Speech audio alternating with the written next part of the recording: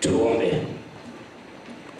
Baba Mwenyezi uishie juu mbinguni, tunalishukuru na hata kulinua jina lako tena asubuhi ya leo.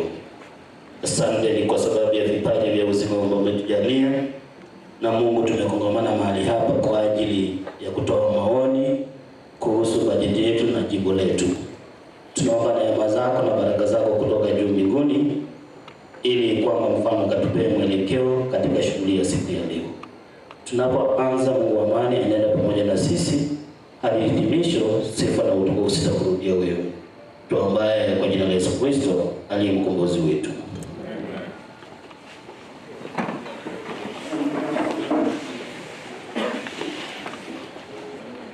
Mwenyekiti wa kikao ya siku ya leo,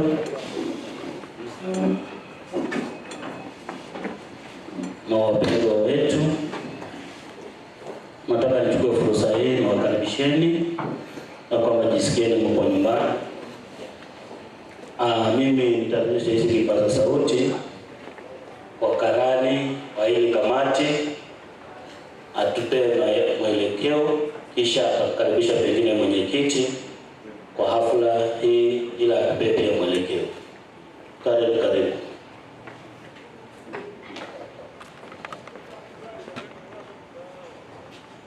Chair of the session, Honorable Chairman, and all the members of Liaison Committee present, and our various stakeholders, good morning. I'd like to welcome you to this public participation on our annual budget 2025-2026. And as we usually do, we'll just follow the same procedure, where we know that you have your memorandum. We'll make our presentations the way we usually do. But before we begin, we'll do an introduction so that we know that the organizations that have been presented, and then members will also introduce themselves, and then we begin the presentations. So we'll start from the other end. We just say your name and the organization you are representing.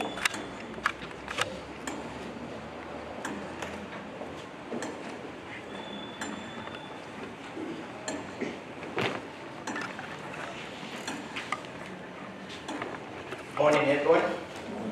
My name is Emmanuel, Secretary of Bungoma Civil Society Forum, and working for CDS, that is Community Development and Sustainability Organization. Thank you. Good morning. My name is Marcus Issa, Head of Kenya. Good morning. I'm Umi Malundo, Committee chairs, I'm Model Executive, convening Bungoma Civil Society Forum. Good morning, Chair and members. My name is Mukuri Barasa from West Africa Organization.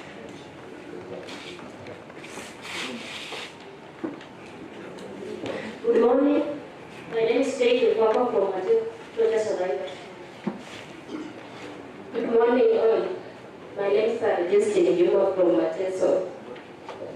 Good morning. Hello. I'm Grace Boba. We can now maybe introduce ourselves for Good morning. My name is Faith Papa from Mateso. Good morning all. My name is Grace Boba from Women Alliance for Sustainability and Empowerment, WASA. Good morning. I'm Benamon from Mateso and Intan. Good morning everyone. My name is Victor Borodi, Anatachi, Kenya Workers.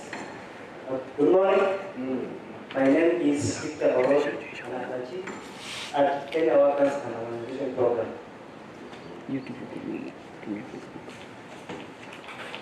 Good morning. I'm Mary Solunga from East Naraka Ward, convener Vision Ladies and Youth with Disabilities Chapter, a member of Bungoma Civil Society Forum. Morning all. My name is Robert. I represent the Council for Human Ecology from Bungoma City.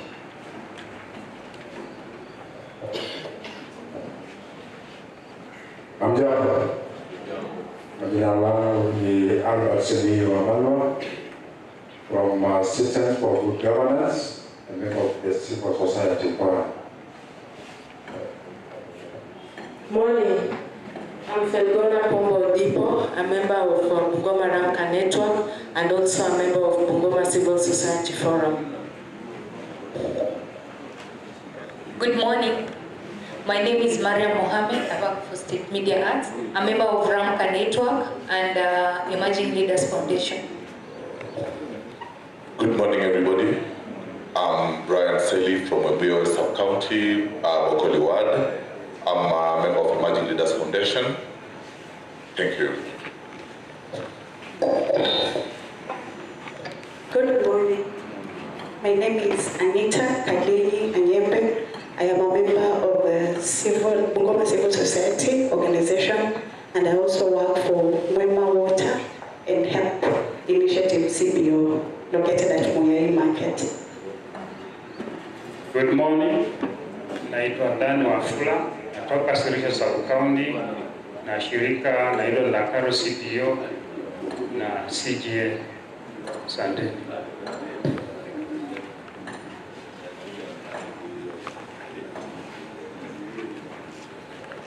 Good morning. My name is Eva Lukoye. I'm from Bungoma Civil Society Coordinating Unity, also from Bokende Women's CBO.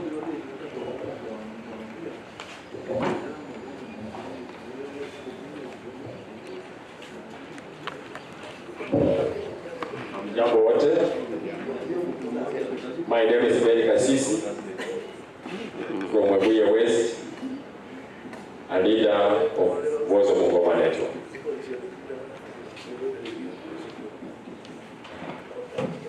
Habari ya asubuhi.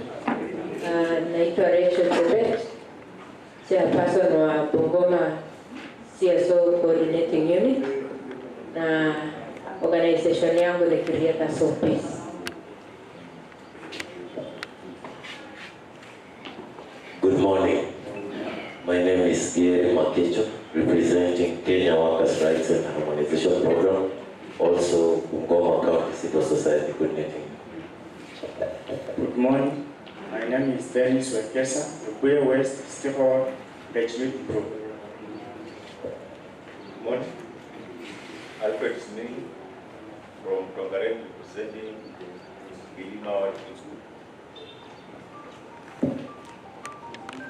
Morning.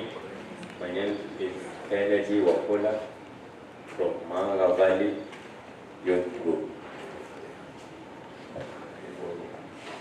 Morning everyone. I'm Lilian Nasabu from Lighthouse Youth Group. Thank you.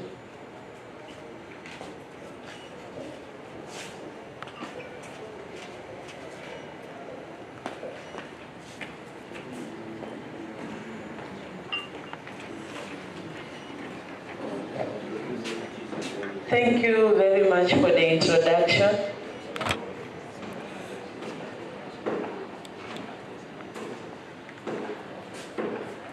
Okay, thank you for the introduction, and we have now known you and the organization you are representing. I'd also like to acknowledge the attaches who are with us. Just stand up so that we see you. Those who are on an attachment.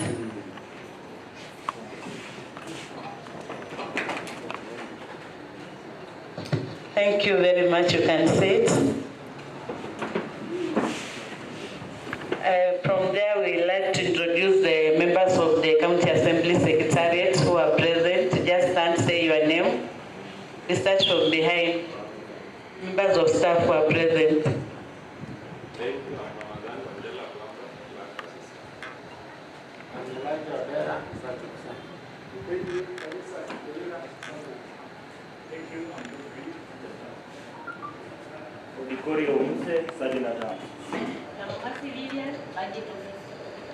Dana Haemba, Principal Analyst. And the cameraman is Mash Misiko. Thank you very much, Chair. There are those who have come after introduction, and there are those who didn't introduce themselves. So we like them to introduce themselves before we welcome welcome the chairperson and the members to make their remarks.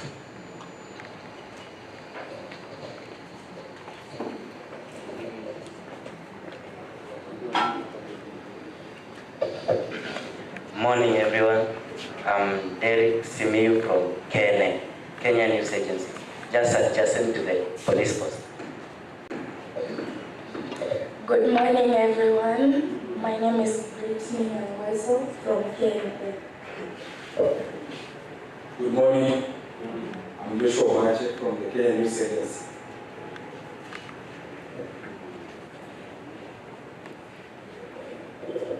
Bwana Yesu asifiwe.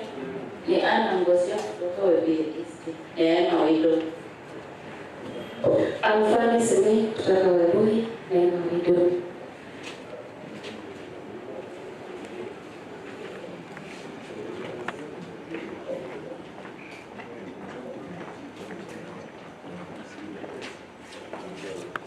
Thank you for the introduction. We have all introduced ourselves. So I will call upon the Deputy Clerk Legislative, who will call upon the Chair, who will welcome members. Welcome, Deputy Clerk. Thank you, the Committee Clerk, the Honorable Chair, and members of this committee, my colleagues, and members of the public stakeholders, and our interns and attaches. Good morning. Good morning. Yes, my name is Dr. Mamos Leona. I'm the Deputy Clerk, Legislative Services. At this juncture, let me invite the Chair to introduce first the members before we make a roll on today's function. Honorable Chair, Karibu. Thank you, DCL.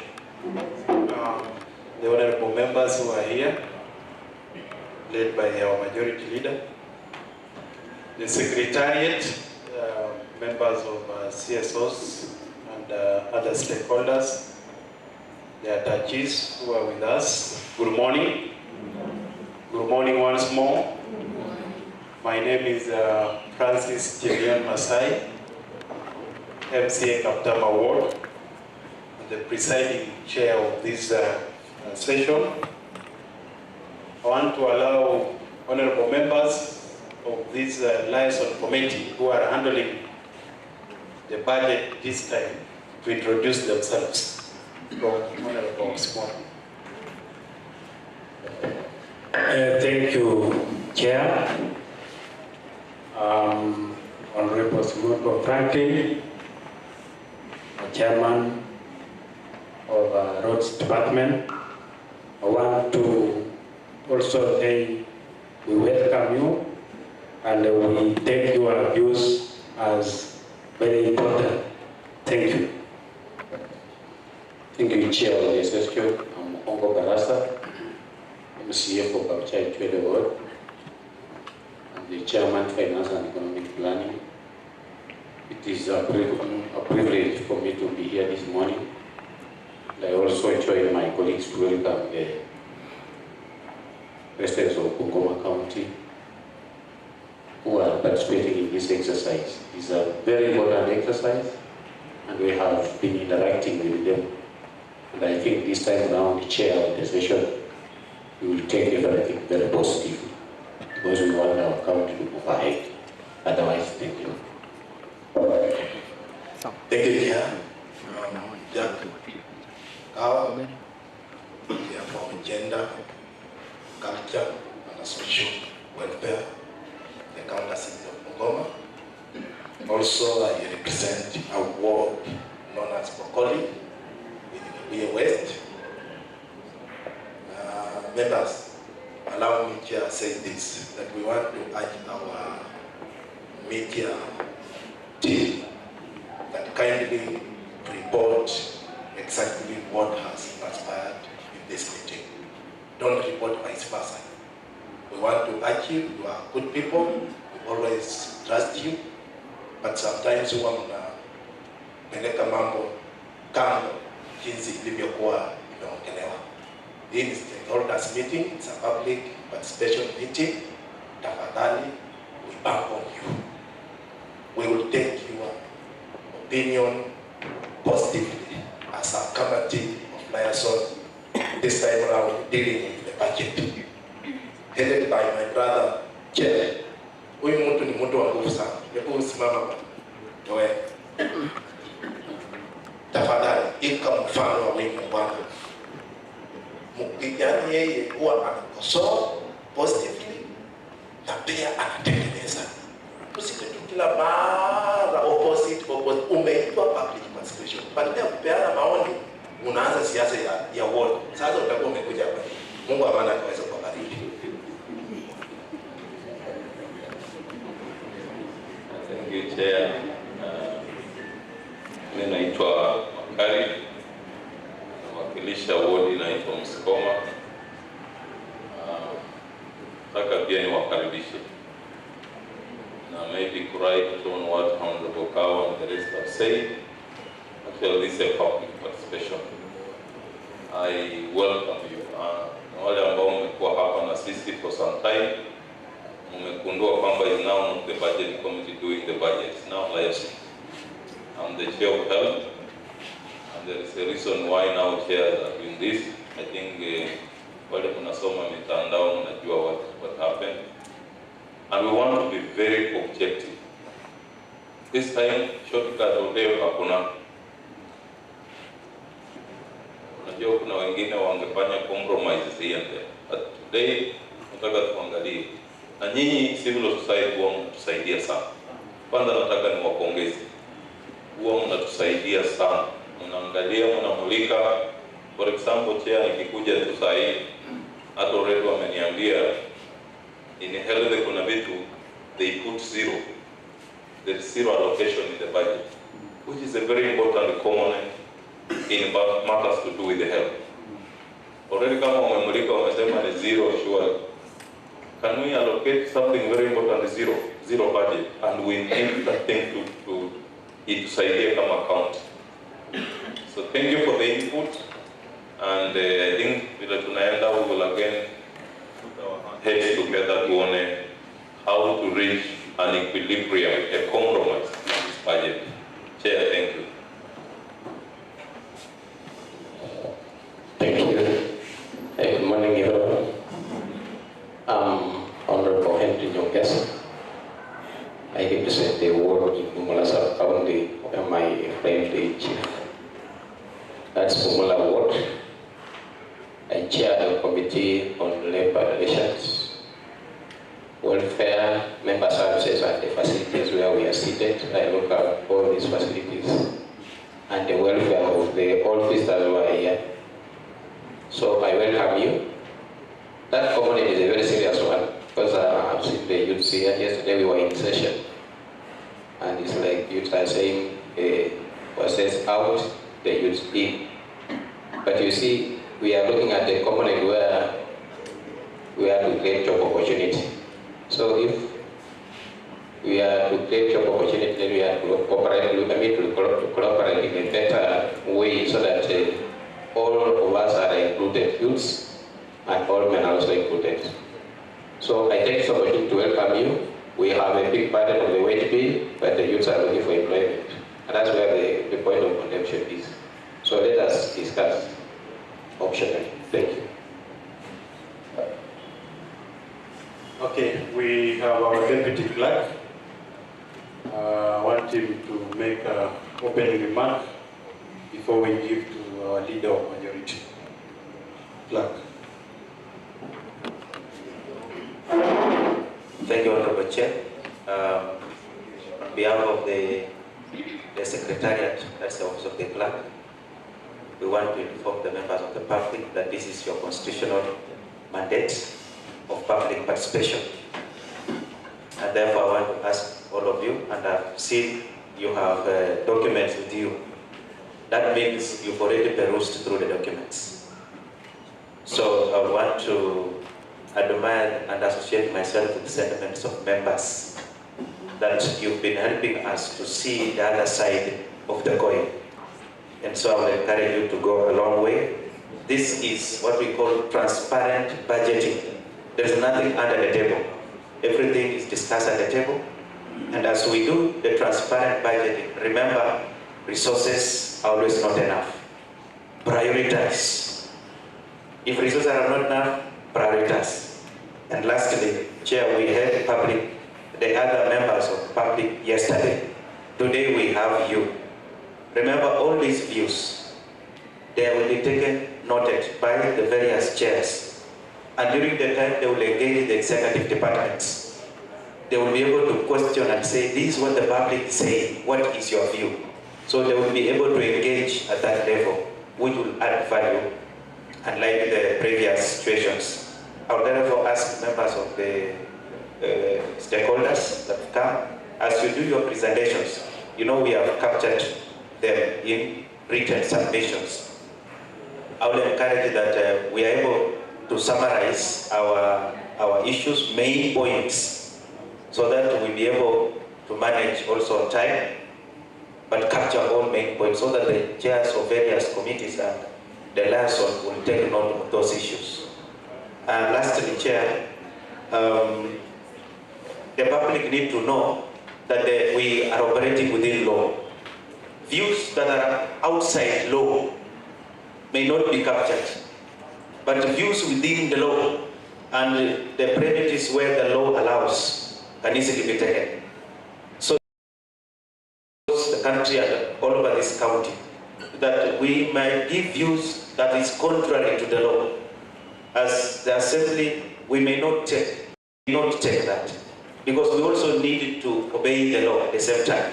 And that's why public participation helps us to see things that are within the law, that are outside the law, and on what we prioritize in budget so that we transform our county. Otherwise, Chair, I want to appreciate this team for coming, and I want to say you are the best team to help the mic to the Honorable Chair for the remarks and the leader. Then we shall now give you direction, Chair, on how they will be presenting, because we have groups that are very much. I therefore take back, Honorable Chair, the next protocol.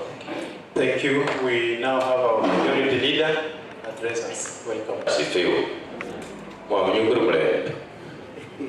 Karibu sana. Nataka pia nishukuru kwa kuja kwenu. As my colleagues have been saying, indeed mmekuwa watu wa msaada sana in terms of oversight, because you have been critically analyzing the documents, and I do hope ya kwamba even before the executive will tuletea hapa mulipitia pia. That's why maybe may wanaona, then you also guided, kuna yenye walichukua na yenye hawakuchukua. Now we are almost in the final stage, ambayo pia nataka tupate maoni yenu, so that at least we as an assembly, we can also add ours, and then we come up with the final document that could be better off na zenye zimekuwa zinapita. Jambo tu ni kwamba, as my colleagues have been saying, your ideas and direction have really been of great importance in this assembly. There's only one issue that you had advised, but ni kama imekuwa ngumu kidogo, hii mambo ya subsidy, because in your views msema at least farmers could be paying, lakini imekuwa ngumu. Sijui tutajaribu na mara so that at least tujaribu so that utusaidie waelewe ya kwamba at least their input itakuwa inasaidia, because as per now hii ambayo tunapatiana hii, najua kitu ya bure mtu aione kama ni ya manufaa sana. Then again, mtusaidie pia even to inform the public that the key functions of the county government sio mambo ya personal scholarship, because you people you are somehow enlightened. Because tulikuwa hapa jana, mmoja akasema tutawalaani kwa ajili ya kupatiana personal scholarship. Now our hands are so tight, tutafanya aje? Because we should also focus on the key mandate of the county government, that is PTC na ECT. Sasa hiyo ndio pia tuko na changamoto kidogo. Nataka nishukuru pia, nimeona we have our youths here. As much as they are pushing for the funds, mambo ya youths, nao pia psychologically pia wakuwe tayari kuitumia. Sio tu kusema you want a budget, then they are not ready also. So wazee hata kama wanaosukuma, lakini jaribu pia through our own engagements tuone our county is heading in the right direction. Socially, economically na vitu zingine. The critical issue again ni mambo ya wage bill. Nyukuri korano kwa kusikira. It's always ballooning. Takapoongezea hii mambo ya kodi hii, sijui itafika 48 ama itafika wapi. Lakini still it's our county mpaka tujaribu tufanye, otherwise karibuni sana. Yale maoni ambayo mtatupatia tujaribu tuone we come up with a document ambayo itasaidia. Kwa hayo machache, wale ambao wanijui, naitwa Mheshimiwa Juma Nyongesa, I represent the ward called Maragatuti na kiongozi wengi in this county assembly of Bungoma. Karibu sana. Asante leader. Now on behalf of this committee and on behalf of the substantive chair who is away on official duty, I want to welcome you to this session and ask that you be open, be truthful, be honest, so that we are able to capture the best interest of this county.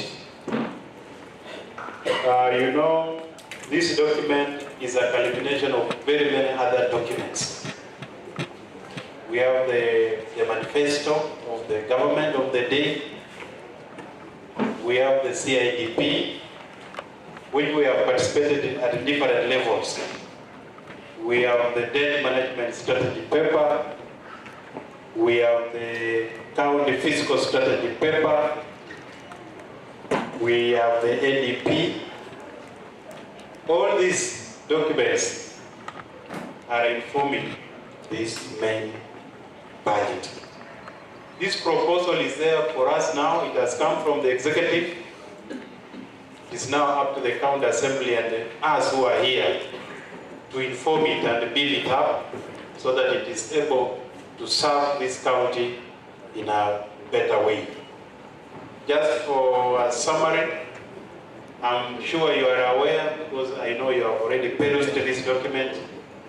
We are talking of a budget proposal of 15.88 billion. That is what we are discussing here.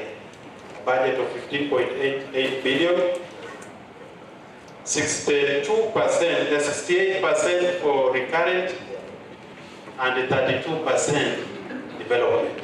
That is how it has been divided. I don't want to go to the figures. I also want to report that the department tabled or submitted the document in time. It was tabled as per the law, so they did not bring it after the date that is specified by the law. Only that there are other issues that we expected to accompany this document, like the procurement plan, the grant specifics, the pending bill specifics. We needed us to have them so that we are able to scrutinize it. Even the payroll data. The budget priority, as per the county executive, is to emphasize on continuity of projects, especially the major projects, like the 300-bed capacity hospital here, like the Brigadier Visible Road, and others. There are many. The budget intends to get its finances from three major sources. One is the equitable share, which is giving a larger amount of 74% of that budget. Money from exchequer. 11.69 billion is expected from the exchequer. Then we have conditional grants. This is from government and development partners, which is expected to give us 2.22 billion. Then we have local revenue and A.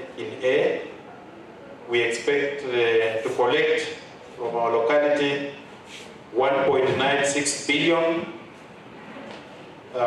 This tallies up to 12.3%. So you can see where we must work very hard. The area that we must work hard as a county is the last one, to ensure that we collect this 1.96 billion so that the budget is funded. The key highlights in terms of breaking up that budget is personnel emoluments will account for 43% of that budget. 43%, which is beyond the PFMA Act. You know, we are supposed to be at 35. We are now doing 43 as per this proposal. Then we have the ward-based projects. The ward-based project this time is allocated 1.35 billion, which is, if you divide by 45 wards, is 30 million per ward, which is an increase. Last time we had 25 million. This time it has gone a bit higher. Health sector will receive 1.6 billion. You can see the key priorities of the executive. Those are the areas they are focusing on.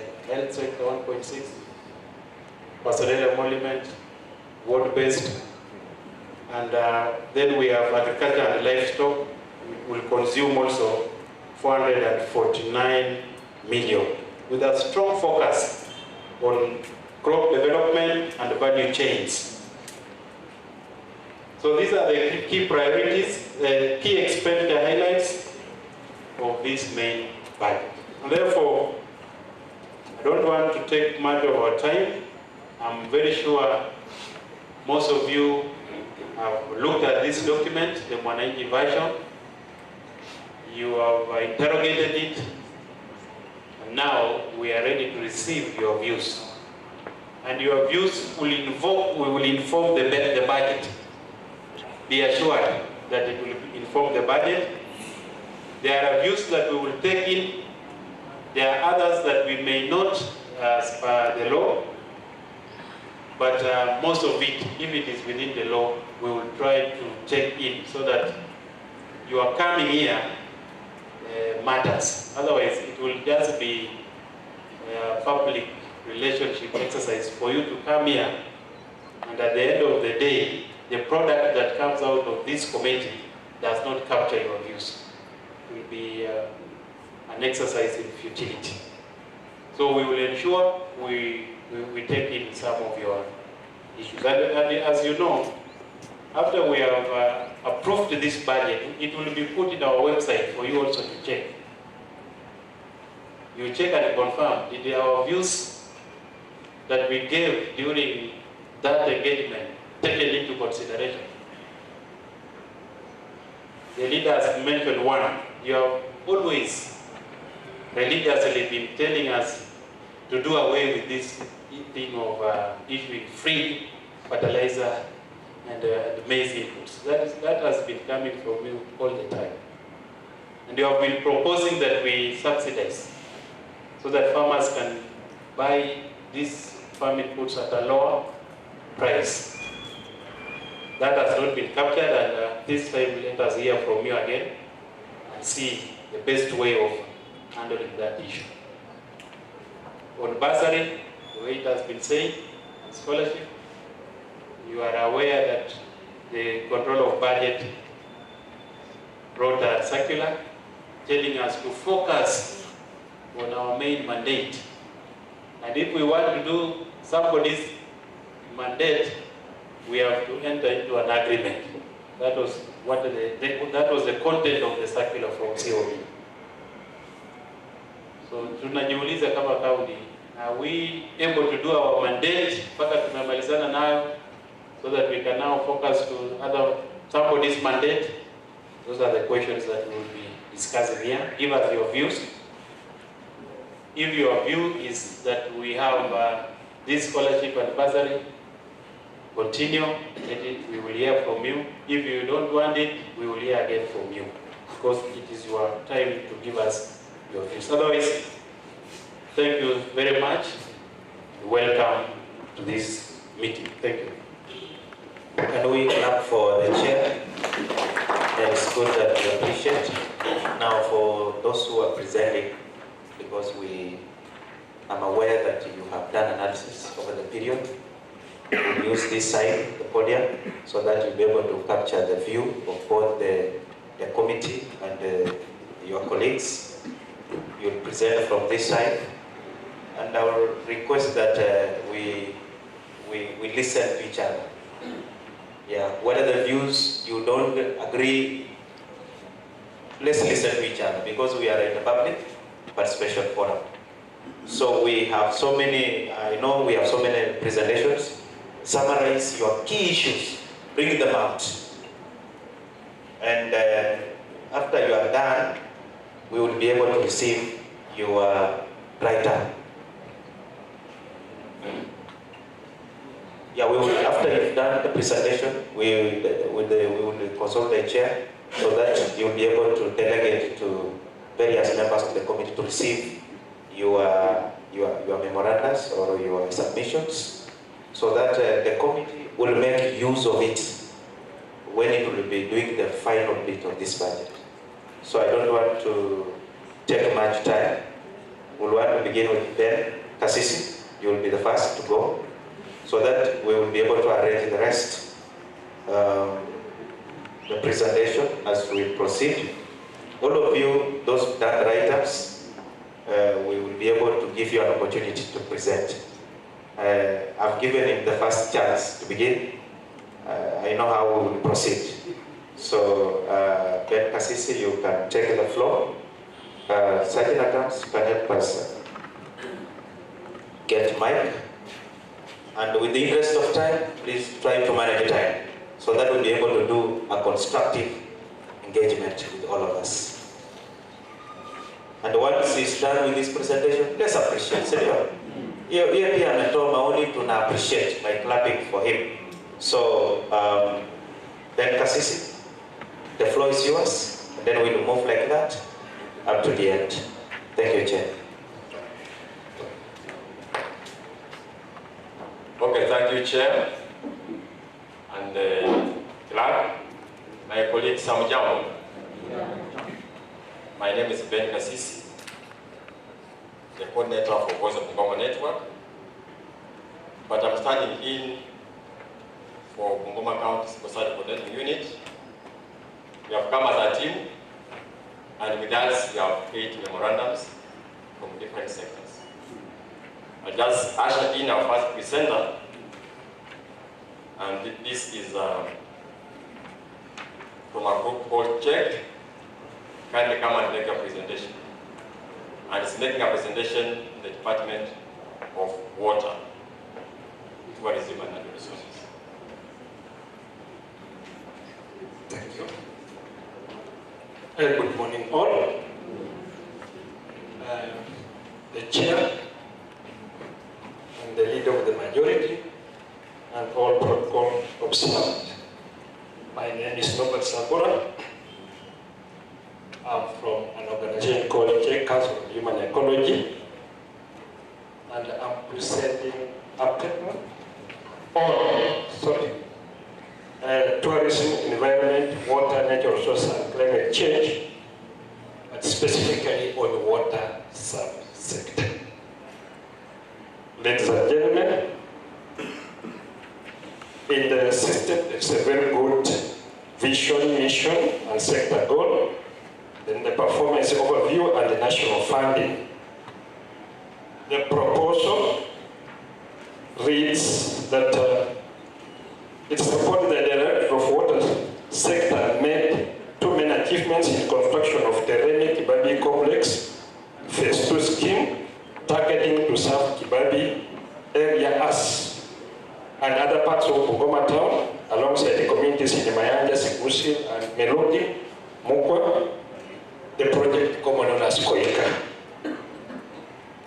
It's already serving some of the population, and thank you.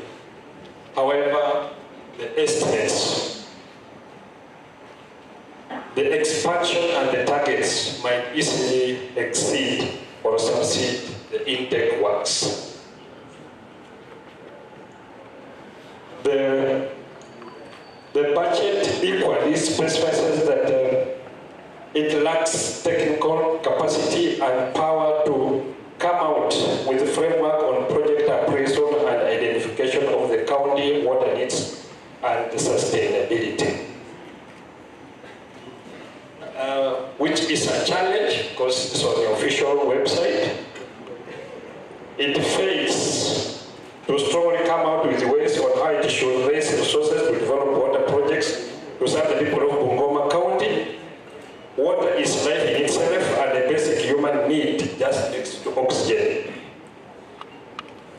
It loosely proposes implementing departments and partners to enable them meet the respective development targets, and this may include but not limited to FLOCA program, supported by the Scandinavian countries, COIC of Japan, then WKWP of USAID, which might be very much affected by the Trump administrative geopolitical changes. The key areas addressed are as follows. 1, policy and legal framework formulation, water resource management, water service provider support, and water infrastructure development, then water private financing. What the budget misses is the component of water projects, sustainability and community ownership on the already implemented water projects. The community needs to participate in project identification and ranking, and this has made the county water projects look as if they are vulnerable so and so projects and made people not own them.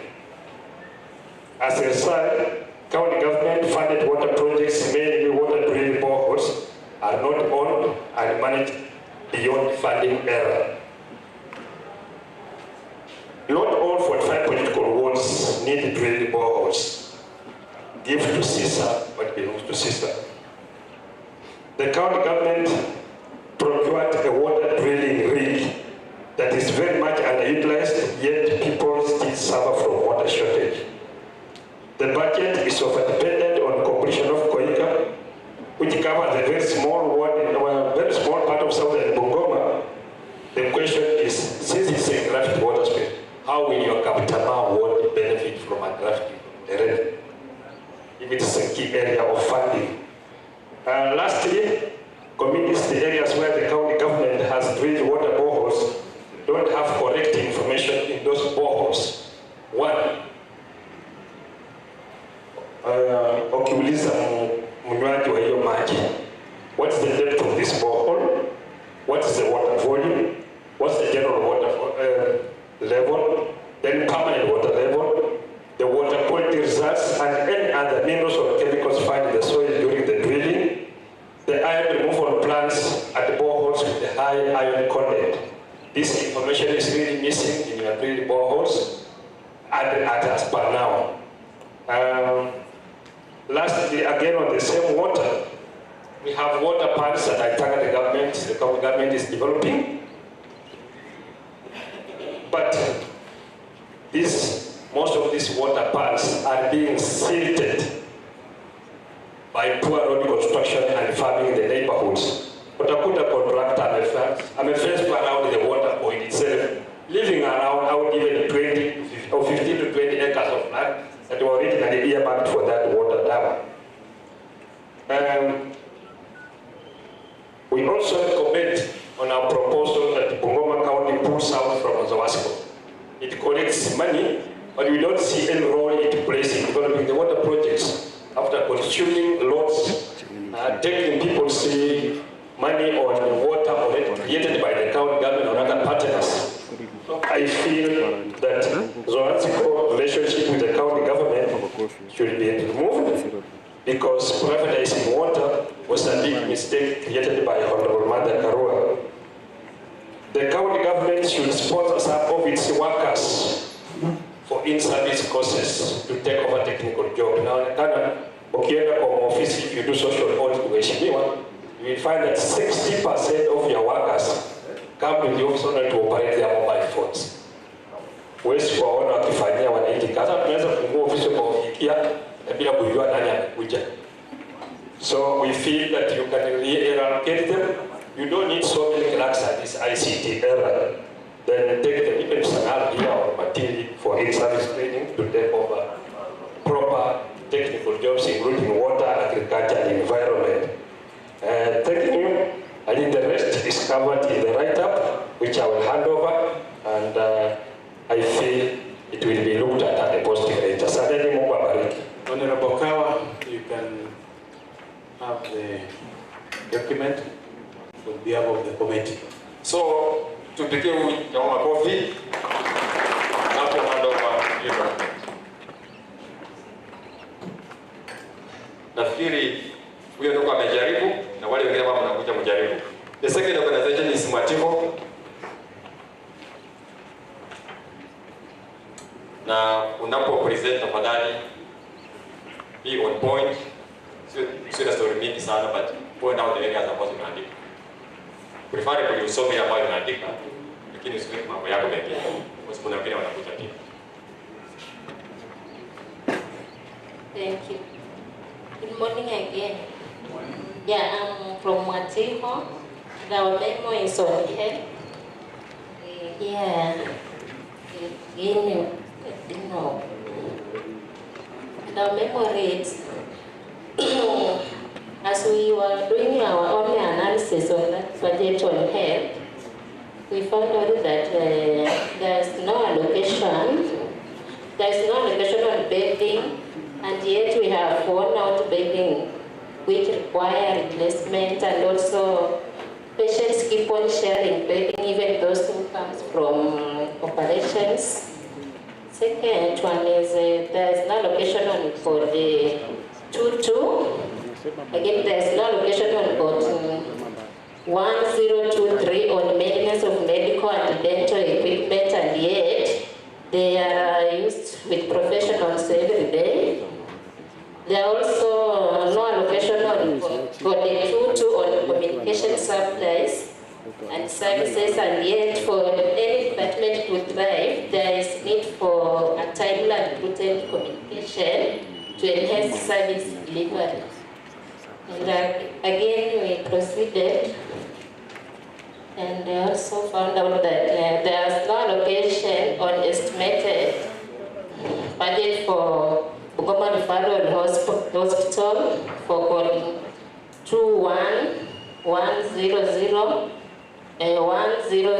101 and 200, and yet staffs need to be motivated to work, need for proper budgeting of employees' wages and salaries as stimulated in the Employment Act of 2007, and also sent to hospital or Webuye Hospital.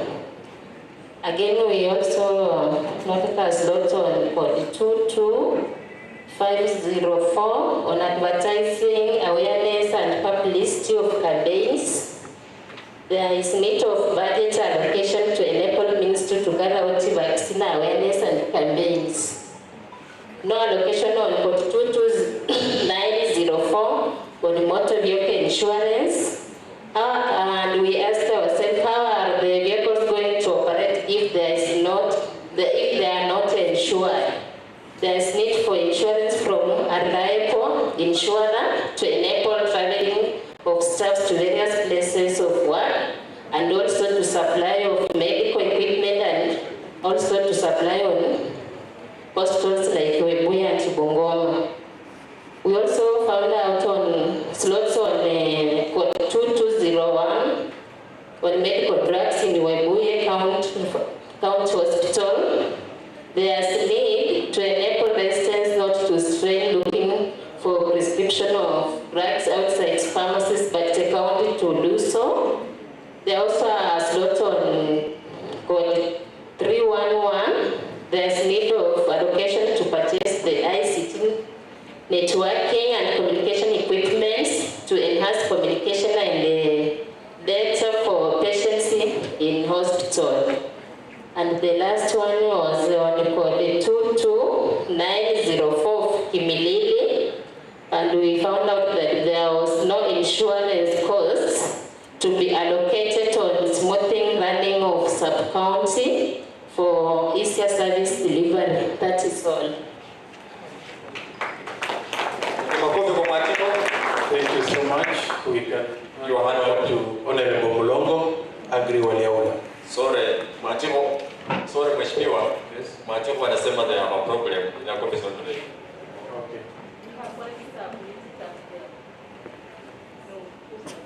You want to submit? You submit to us. This is a comment receiving. Yes. So yeah, so stand there and hand over. Thank you.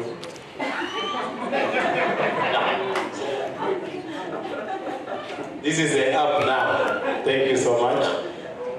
Asante sana. Nafikiri wala kama umesubmit ya ndani hiyo copy yako ulete na hiyo ingine utachukua. Our third presenter is Kenya Workers. Please take the floor.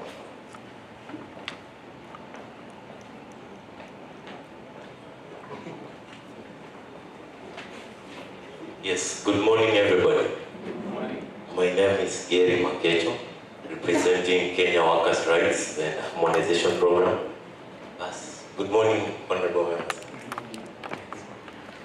Kenya Workers' Rights, we focused on education, and as Kenya Workers, we've done an evidence-based analysis of Bungoma County's education sector, planning and budget. I have 5 parts, but I'll try to be quick with them.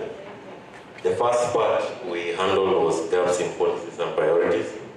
The first issue was there is no full operationalization of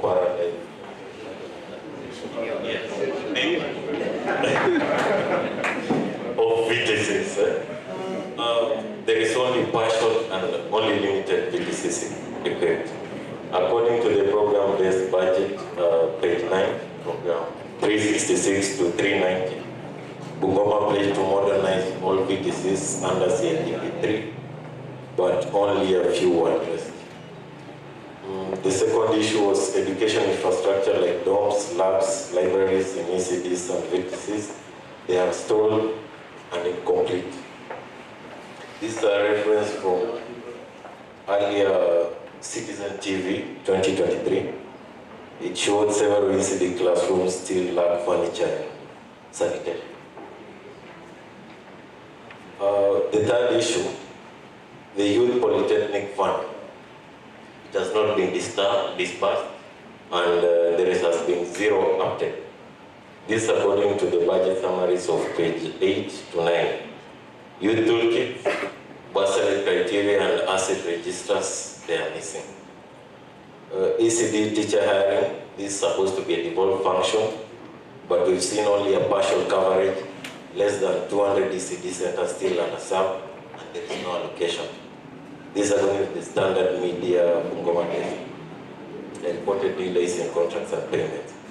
The second part was the underperformance in the education sector. This according to the 13th draft program budget financial year 2025 to 2026.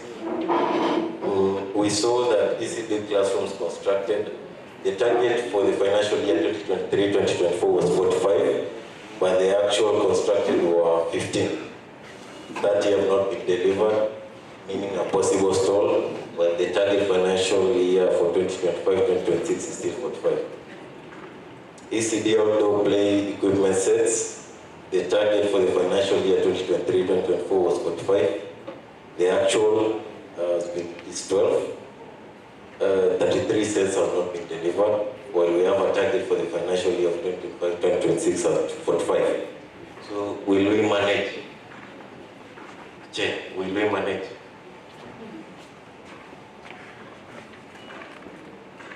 Yeah, we are receiving your views.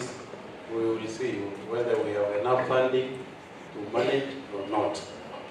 But I think you are giving us your views. Yes. What are your views on it? Yes. For bursary beneficiaries, the target financial year 2023-2024 was at 50,000. The actual we attained was 45,000. The information is unclear. There is no published list. When the target financial year 2025-2026 is 50,000.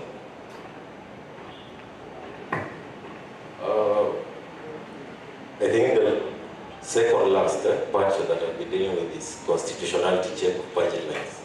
There are some vehicles that were cited. Yes. The number, the target you set was 50,000, but you are paying 45,000.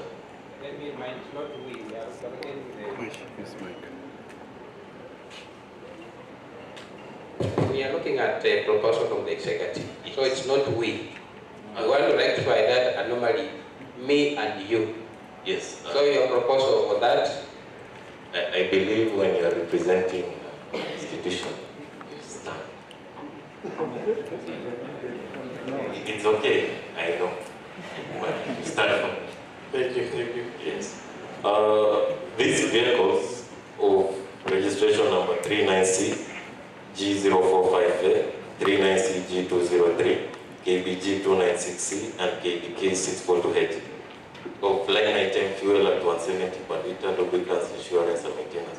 We saw our budget in red flag of 10.2 million for fuel alone in 2025-2026. We need to check if usage matches number of trips logged in transport reports. But the last one, part 4, that is the media evidence. I think we saw there's been complaints of bursary ghost beneficiaries. Bungoma County don't get flagged for politically driven disbursements. So we are urging for full list publication. That is all. Thank you. Thank you so much. Can we clap for him also? As I ask Honorable Nyongesa from Mula Ward to receive the views.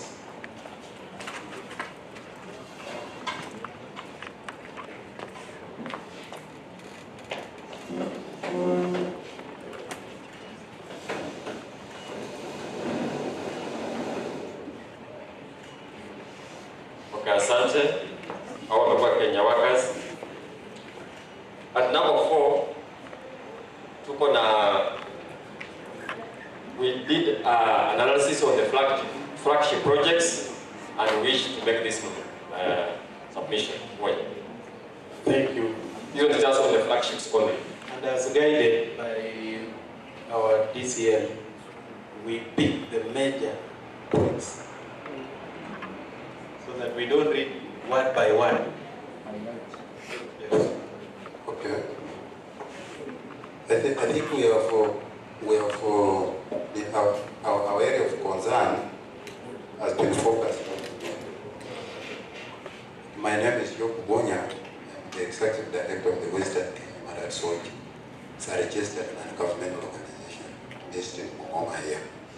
So, based on the 25-26 following the estimates, the organization is directly concerned with what the county government Bungoma has flash projects. Okay. In the CID for 2023-2027, that is page 263, the flagship projects were identified as follows. The establishment of Bungoma Referral Hospital level 5, which has now been elevated to level 6, agriculture program, farming support and external services, education support program, housing scheme, affordable housing, Bungoma Community we are training, construction of 3 major dams, on Elipon, Nabuyona, and Namasanda. Then in these years, the budget estimate, you have also included the following as key flagship projects, making 7 flagship projects.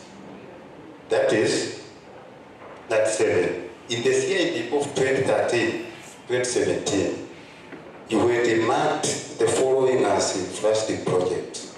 Fertilizer cost reduction, introduction of superior print program, that is small scale dairy cost commercialization project, then a tea processing plant in Mandeligon, coffee milling plant Chwele, and a maize drivers to facilitate food security, stock check with middlemen. Now, when you go to the ADB of is 2023-2024, the executive was also identified the following as the flagship projects: establishment of Bungoma Referral Hospital, comprehensive agriculture support program of 21,900 beneficiaries in the review period, establishment of an industrial park at Sangalo, education support program scholarship that had 4,093 beneficiaries of bursaries, 5,517 beneficiaries of scholarships. Housing scheme 5,044 housing units launched by the President.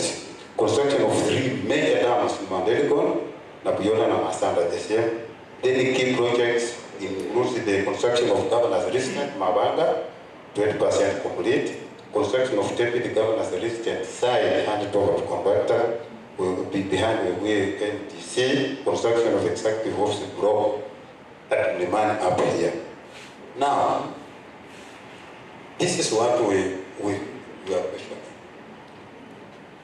Who identifies as these flagship projects? Do we have a policy on how the flagship projects look like?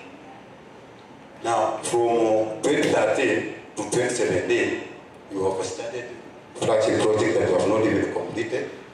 Then in the other year, you start new ones. Now you get it. Is it not a confusion that the executive should be candidate to now see which specific flagship project or what may be the proper definition of a flagship project so that we put it in the context?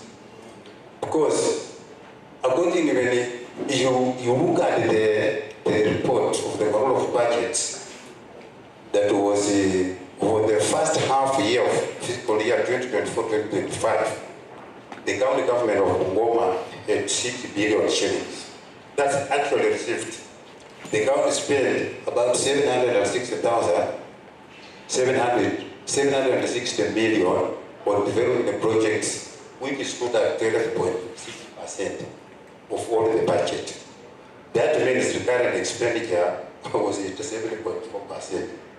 And this is the list of development expenditure with the highest expenditure in Kenya shillings during that particular year.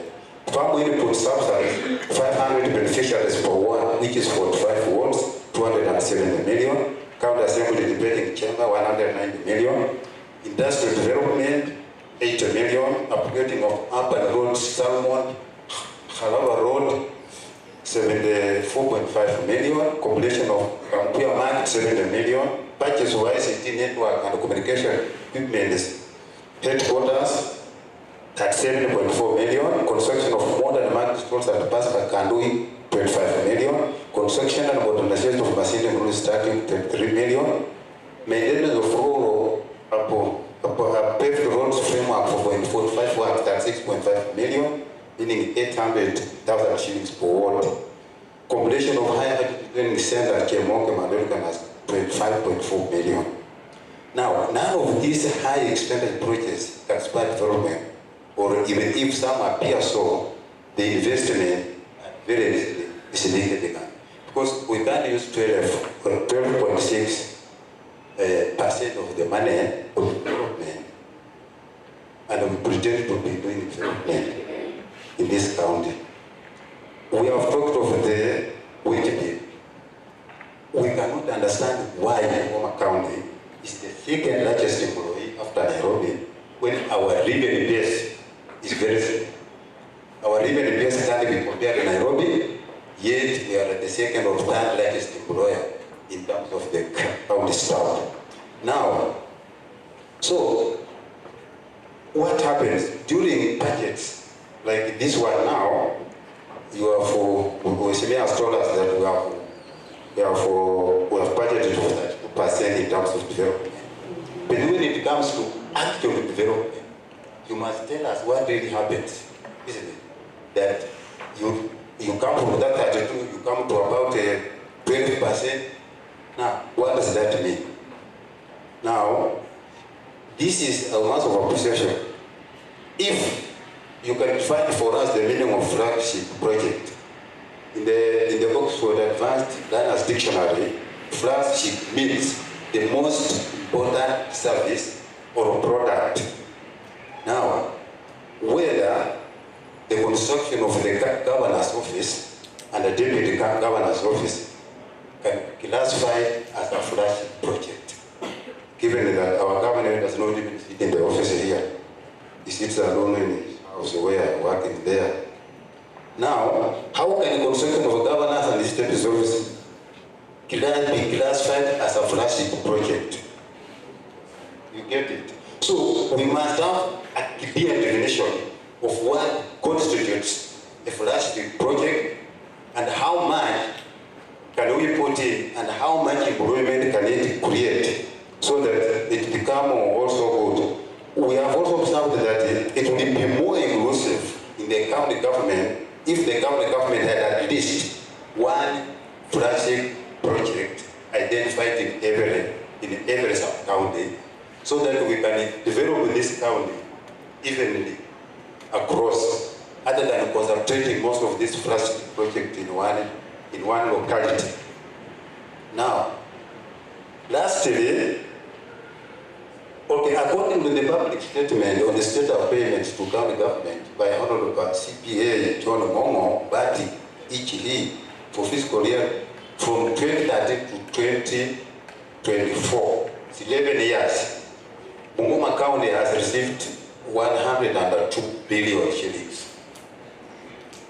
That's a huge amount, 102 billion shillings. Do we see any project of say of 2 billion in this county?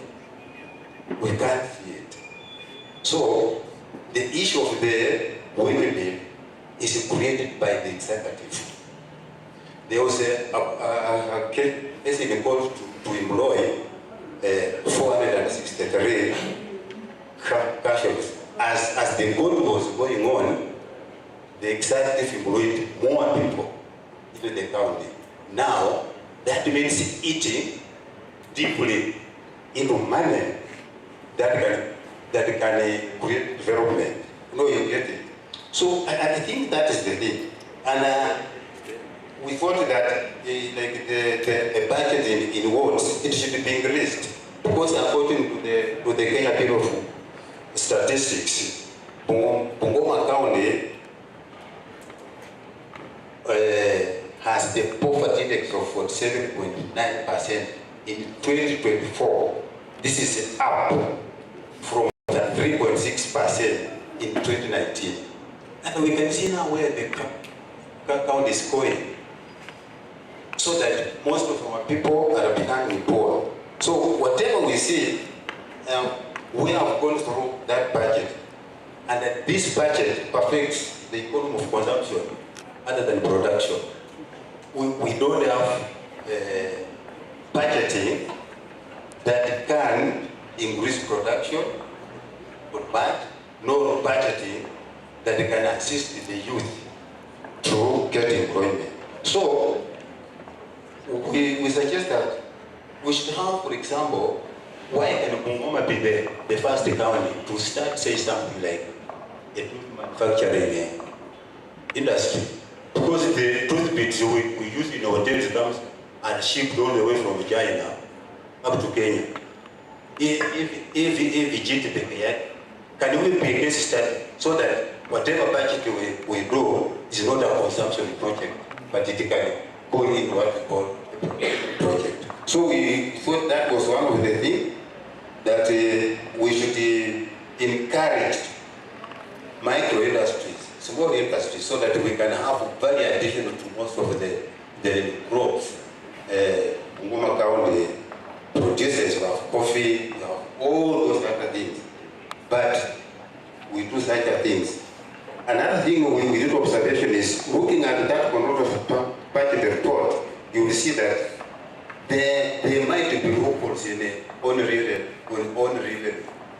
resources. Is that during that first year of 2025, we collected 141 million, and it is unbelievable that in the first year of 2024, we can only collect 20 million in all markets. within Bungoma County, including Chwele, Wakata, Tongaren, and Port. I think we must work out on how we can seal those loopholes on how our revenues are collected. With those four remarks, I think we should, the executive should define what constitutes the flag project and where is it supposed to do so that it can assist the county. With those few remarks, I say thank you very much. Thank you so much. Let us have a hand clap for the presenter, Honorable Oleula, have the privilege. So, Honorable is handing over Western Kenya Human Rights Network. They did their research and made a memo on the flagships. We have the Ramka Network, absent. Tongaren, Amoni Organization, Awako, Shekem CBO immediately.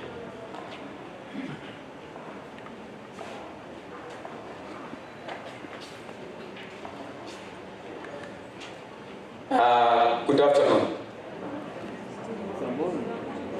Is it a good afternoon or good morning? Good morning.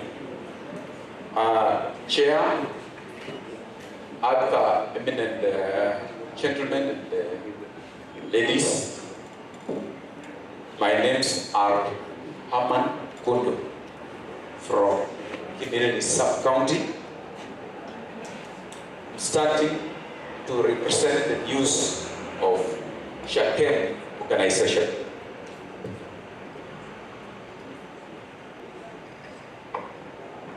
Allow me give a few highlights of what Shakem does.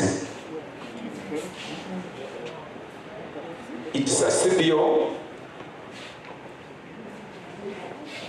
that comprises of non-state actors who are involved in governance.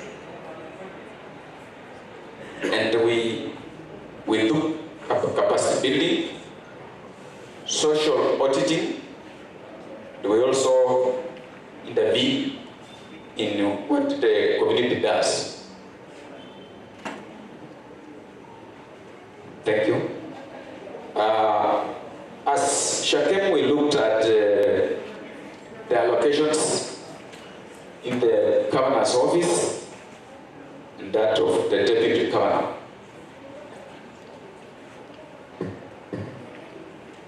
And then looking at those allocations, we had some indifference, which we are going to say to you.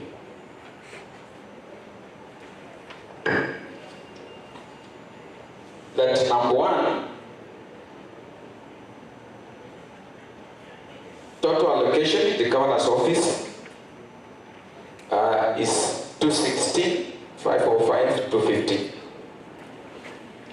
On development is 16, 800, 000. This was our inference that something needs to be added on development. That was one of our observations. Another inference was that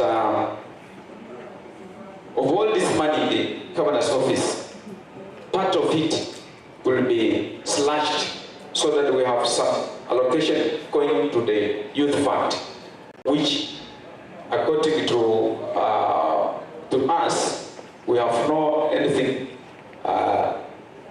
allocated the youth fund.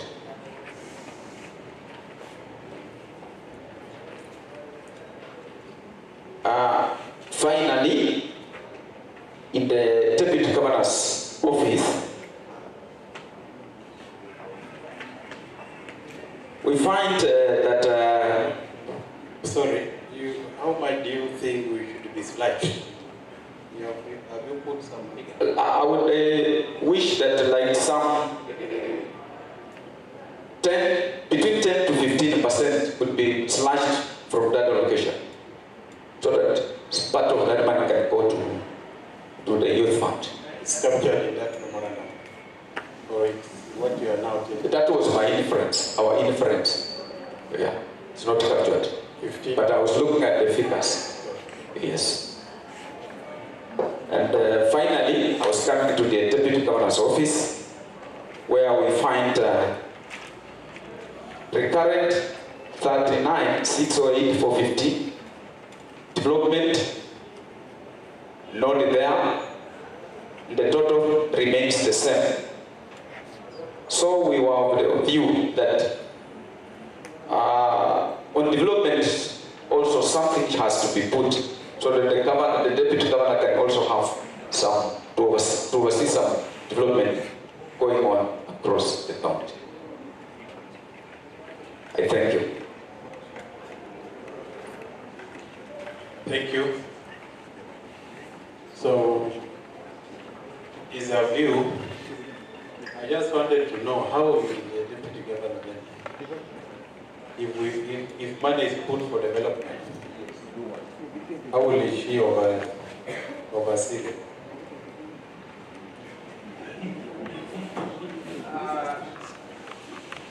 Thank you. She, the work that goes in the governor's office, I hope, as much as she's the deputy of the governor, she could also have some fund allocated to her office, so that she also oversees, so that we see individually what she can also do. Okay, thank you. Thank you, Honorable Cadet. You can have the privilege of receiving the memoranda. Makofi kwa Shekem, hand over. I think Shekem are making the first presentation in this house, and I think they are growing. Tomorrow they will give a better memo. Second last presentation is from a group called Wasu. Please, Wasu, I think you tell us what is Wasu. It's also sounding new to me. And be brief, because my brother Devil's team is ready to make their submission. So be brief, please. What is Wasu? Thank you. Sorry, it is Wasu, not Wasu. Women Alliance for Sustainability and Empowerment.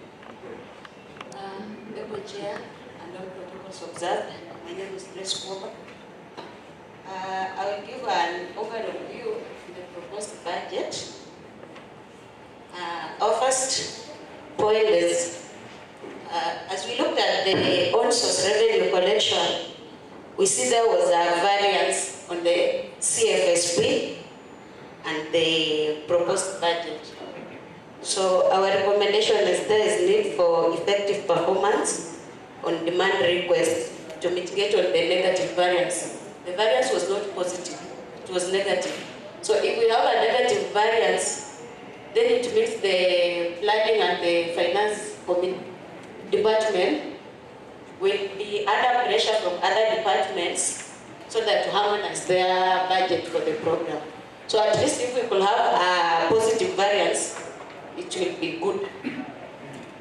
Our next view is on the transparency on public participation in the budget process, and we feel it's good for the executive and the county assembly to consider mechanisms for social accountability to ensure resources are used effectively and efficiently.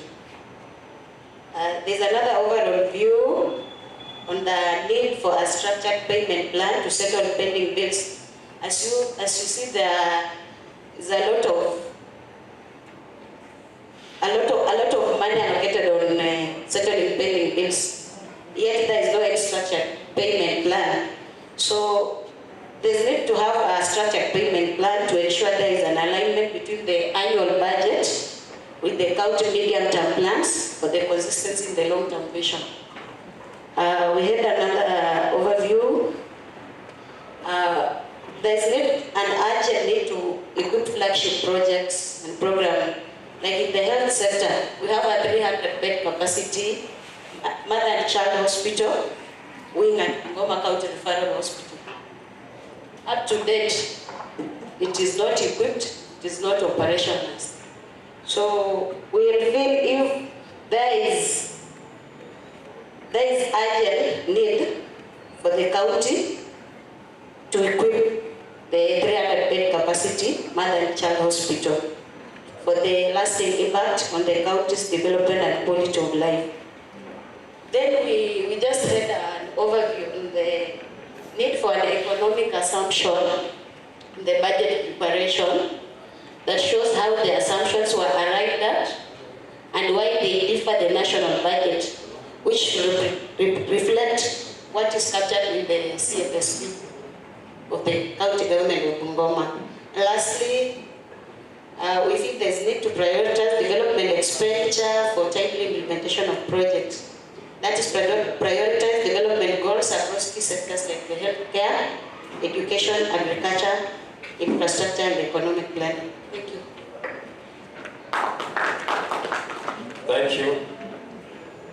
Thank you. Thank you so much, Honorable Henry Nyongesa. You have the pleasure of receiving the memorandum.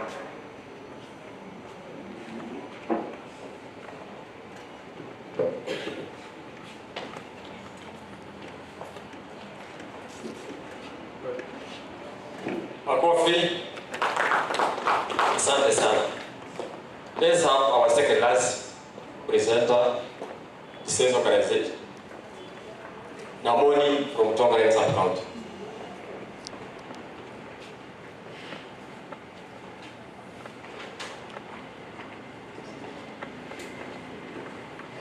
Thank you. And first, I wish to register apologies for having arrived late. You know, Namoni is Tongaren, and Tongaren is in the far part of Bungoma County. In fact, Mount Elgon is closer. Yeah, so thanks for giving us an opportunity to air out our memoranda as the people of Tongaren under Namoni NGO and Juhudi African Initiative CBO. Well, I want to be brief, and I've clustered our issues as Tongaren into like 3 or 4 areas. One, we have raised the issues on roads and bridges infrastructure and townships in Tongaren. Actually, Tongaren has a good number of townships, and when I listen around when our leaders make speeches, they only talk about markets. But I believe the County Government Act has a place for townships, and we want to take that direction because townships carry a lot of weight, and the townships come with a PDP. The PDP is the guide towards actually full-fledging the full operation of a given township in an area. 2, we have bridges that have been discussed in Tongaren, year in, year out, different leaders, but when funds come, the funds have been diverted to other unprioritized bridges, which can bring about a lot of inconvenience in terms of economic growth to our areas. The bridges shall be given to you when need arise so that we can operationalize some of the areas that have been underprivileged. Also, I want to move very fast to raise the issue of reclamation of grabbed lands in Tongaren townships. There are lands that have been grabbed, and through the PDP implementation by the law and the law enforcers, we shall recover those lands to make sure that we reclaim the cemeteries and other key PI lands that have been grabbed.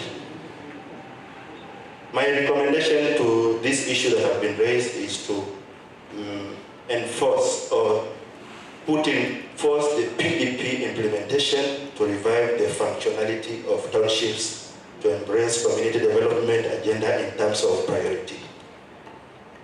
Item number 2, health. In Tongaren, we believe that in line with the Constitution, we are heading towards the MDGs, which were actually initiated by the late President Mwai Kibaki. And actually what we are doing today is a roadmap towards that actualization. And under health, we are yet to witness the scorecard of implementation by the health unit, tagged water and sanitation. Because underwater and sanitation is a very wide topic that needs to be focused clearly to make sure that it brings about the issue of water and sewerage. Being a township area, we need to revive the sewerage system that comes along with water, and it has unfairly been focused because if we look at that keenly, it will revive a lot of economic activities. And two, in Tongaren, we request that this committee gives us an opportunity to start a medical training center, because we only have one in Dalo, but we are requesting for one to be put in Milima, that is Mukuyuni Township, which has a lot of land that can be put to use, and the community is ready to show you a 5-acre piece of land that can accommodate the MTC, which is even closer to the Mukuyuni Health Center, and this will boost a lot of services to the Mukuyuni Health Center towards becoming a hospital. Under education, we have identified also the repetition of the same agenda, that is establishment of an MTC, which will also help in improving our health status in the community and the whole of Tongaren. As you know, Tongaren needs a college, and we have identified an MTC subject to availability of funds. I think the narrative is here for better guidance, and if looked keenly, it shall guide everybody to understand what we are actually communicating to this committee. Thanks for an opportunity to reach you and also air our desires. Thank you very much. Thank you so much, Honorable Oleola. Please, you have the pleasure. Makofi kwa ndugu yetu from Tongaren. Ile mwingine pia bana ya kutoka Tongaren, nafikiri Tongaren is fun. The director for Namoni NGO. Chairman, I want to say thank you so much for giving us this opportunity to make our presentations as the Bungoma County Society Coordinating Unit, and we are now at our tail end. I just make my last submission, then my brother there will pick up. I'll not go into a lot of literature, which actually you mentioned in the opening speech. We know this year, in the financial year 2025-26, the county has a proposed budget of 15 billion 881. And in the last financial year, 2025-2024, we had 15 billion 488. So all these people sitting here, they are proud and they are happy that we have 303 million shillings on top of the budget that we ran last financial year. So we are proud that money has come to Bungoma. And as we make these submissions to the County Assembly of Bungoma, being the custodians of oversight and the monitoring of the resources, we believe these additional funds will make proud people of Bungoma. Our priority or duty in analyzing this budget was number one, to analyze the budget and see if it favors the common citizen of Bungoma County. That was our first objective when we have been doing this work. And number two, to give our expert advice from the civil society perspective for the budget. Now, My organization is the Voice of Bungoma Network, and Forward Kenya NGO, we sat down and just looked at 2 sectors only, and I'll be brief. This one was gender, youth, culture, and sports. When you look at page 9 of this document, which is summarizing the consolidated financial budget for financial year 2025-2026, we see that the executive has given 0 allocation for youth development fund. On the same page, the executive has also given 0 allocation for people living with disability.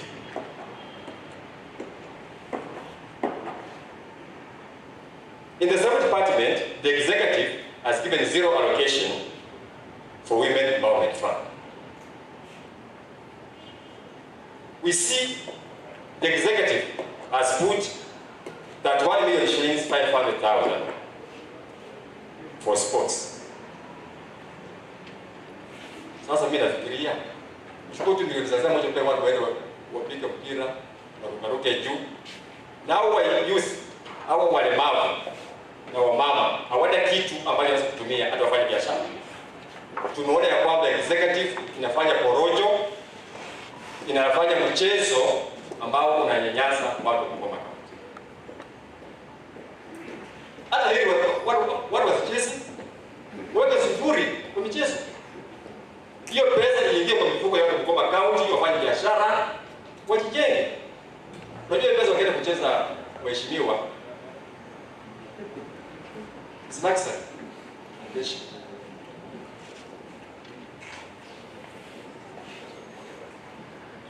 We recommend that the county assembly of Bungoma allocate that money is meant for games with the funds. So that right. So that right. What's the priority? Supporting the people with disability, supporting the youth and the women.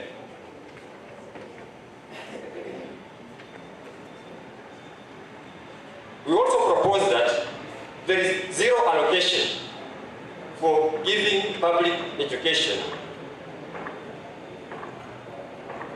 on Apple among the youth. So tunaona hata hiyo pesa ya michezo itoke huko, wana youth waweze kuhamasishwa, wawe na elimu, wawe na uwezo, waunde makampuni, wafanye biashara kwa Bungoma County.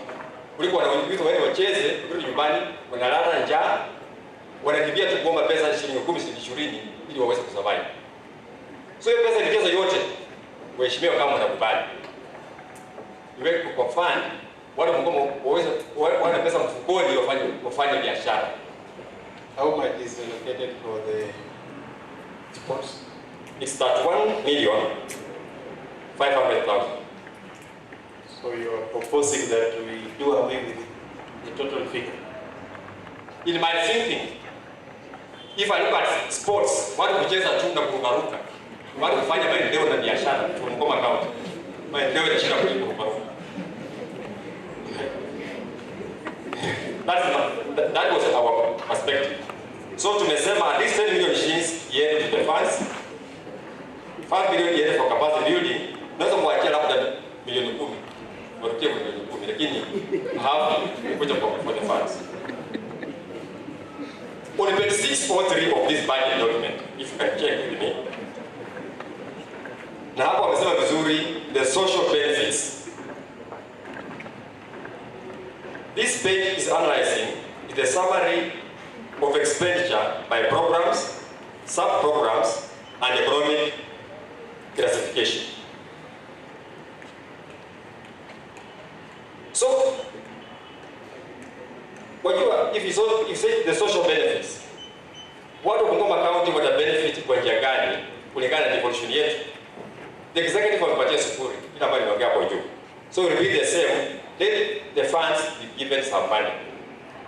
Let the funds grow big so that the people of Bungoma can feel devolution. The second department that we looked at was trade and industrialization.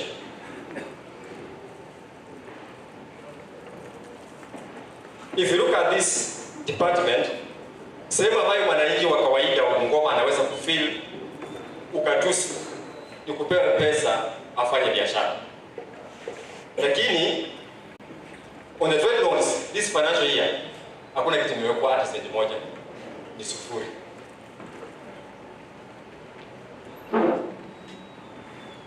We as societies from the Voice of Bungoma network, we are appealing to this Able County Assembly of Bungoma to reallocate within that same department 15 million shillings for trade loans or even more, so that watu wetu katika wards wawe na pesa kufanya biashara. Na waheshimiwa hata wasoma kwa nyumba zake siku asubuhi anagonga wanataka 100, 200 kwa kuja ya bana. Waje kila mtu apata hata 50,000 afanye biashara. Wengine wapenda 100, wengine hata 1 million shillings. Na mtaona kazi inakuwa kazi nzuri na kaunti yetu itaendelea. Central Kenya counties, watu wanapewa pesa na kaunti wafanye biashara. Wakimbilie wewe msisi ukisumbua tupatie pesa. Patia hapa watu kwa kuheshimiwa wao wamekaa hivi. Labda tu akota yao na ndio. Wengine hawaja kuwa enabled. And we want to feel devolution by putting funds which can support the common citizen of Bungoma County.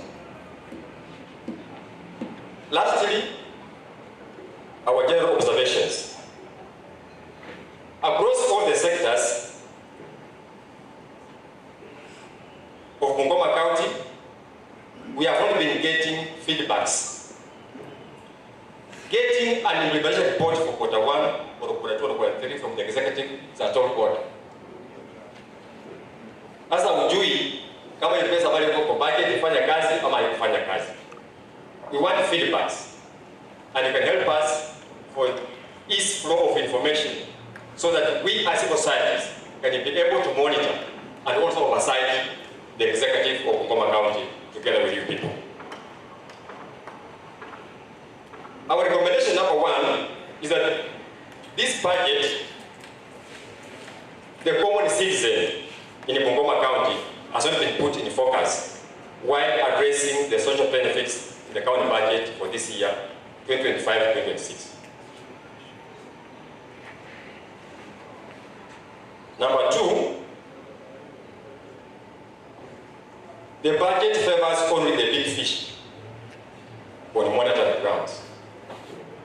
Mwananchi wa kawaida anakuwa stripped naked, hapo tu uchi. Why do I say so? Who are these big fish? Yeah, the big fish are meaning the implementers of the projects in the county. I want to say this without fear or contradiction, that if you go to Ward A or Ward B, which I don't want to mention here, barabara imetengenezwa, ECD imejengwa, CBD imejengwa, ile water spring. Those contractors are not from those wards, either from Bungoma here, or they are being run by the big fish. When I say the big fish, I mean those in the office, and those in leadership, and those in other spheres. What do we say?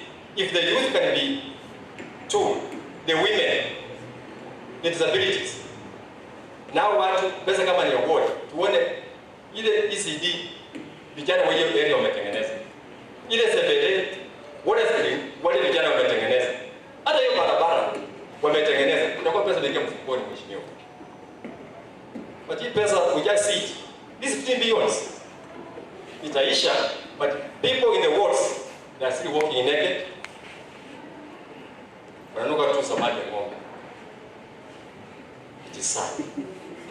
We are asking the executive to plan in focus with the common citizen, and we are pleading to the county assembly that you give meaningful oversight. Na wananchi wa Bungoma County wawe involved in planning, implementation, and even running these programs. There is no single ward in Bungoma County, ladies and gentlemen, where I can say, you can go that ward, na wananchi wanapiga vigelegele waseme, hii barabara tulijenga, hii isitu tulijenga, hii sibetu tulijenga. Let mwananchi be at the center, and all of us shall succeed. Thank you so much for listening to me. can clap for me if you want. God bless you, our brother. We will always clap for any of you. Thank you so much. You can now hand over to Honorable Violet Makano. You have the privilege, Honorable Violet, to receive the memoranda from our brother.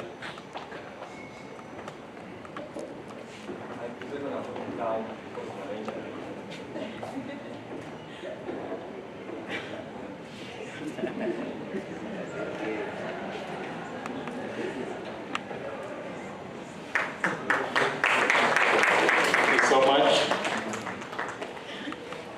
Okay, the next group headed by our brother.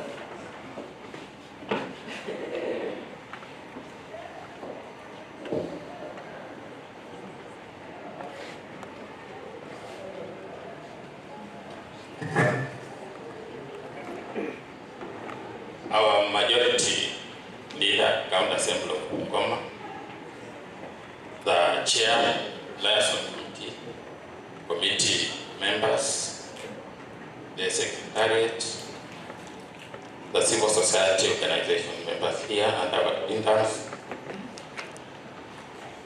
I'm Modeo Ezekiel, on behalf of Bungoma Civil Society Forum. I'm going to take the shortest time because I have organized my team because I believe as stakeholders, you have come here to add flesh and validate the executive document that was submitted to the County Assembly. First of all, as a forum, we appreciate the effort of the County Assembly, the collaboration we have had with the civil society of Bungoma, because we also play an oversight role, despite the fact that sometimes tunaitwa madaktari wasio na mipaka. Before I call the first person to give our views, honorable members, I must congratulate you that your website always remains interactive,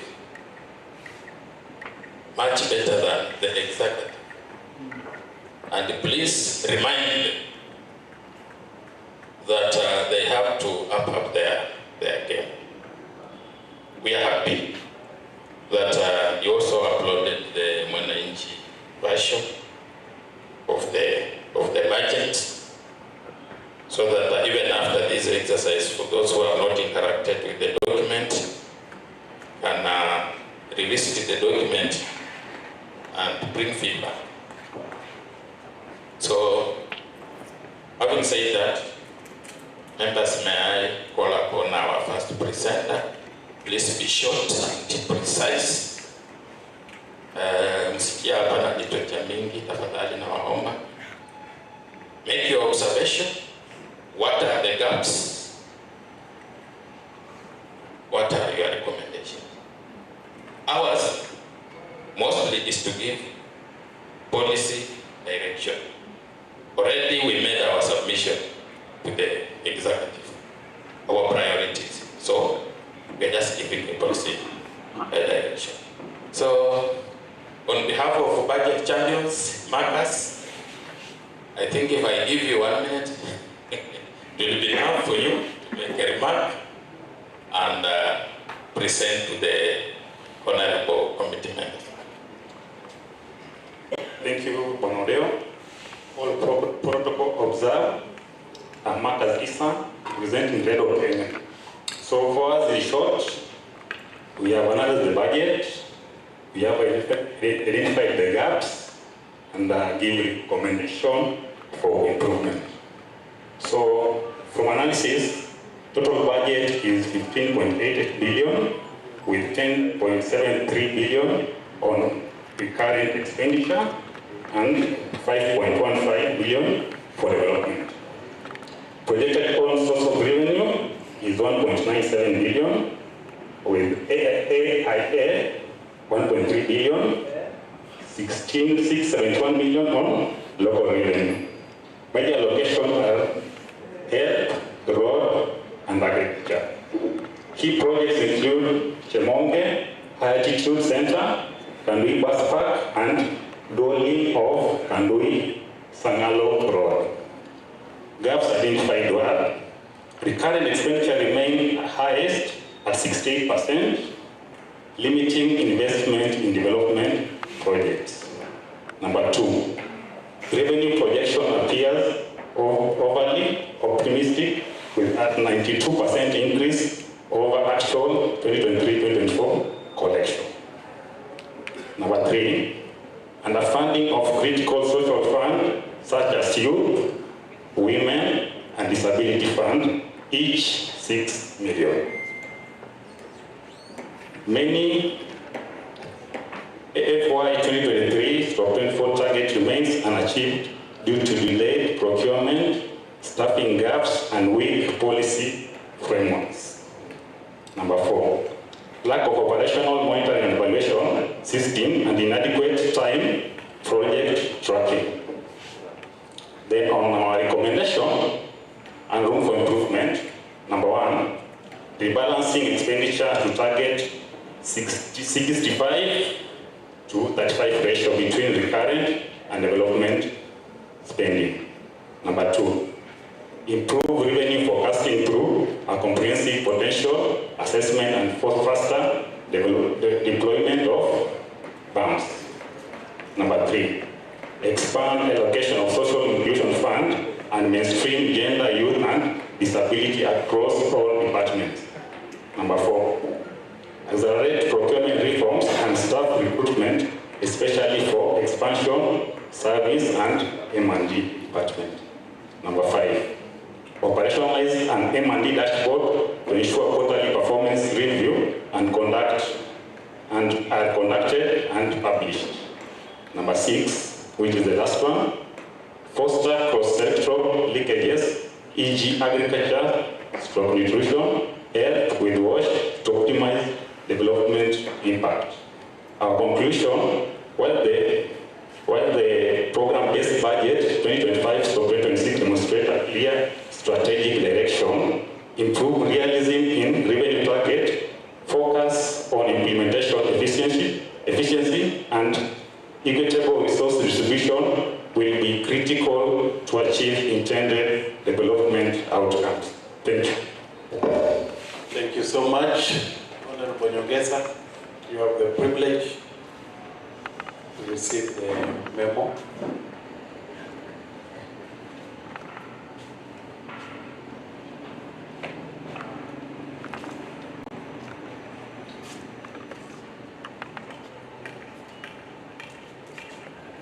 Thank you, members, for your presentation, despite the fact that this is the first time we are presenting before the County Assembly. Thank you. So hatutapigia makofi. Tunataka tuchafue mazingira. Nimesema makofi tutapiga tu once baadaye. Kwa heshima. Okay. May I call upon Emerging Leaders Foundation. Just touch on in 1 minute key highlights. Wewe kama mwalimu wa high school unajua you did not let me down so that we save on time. Thank you so much, Bonaldeo.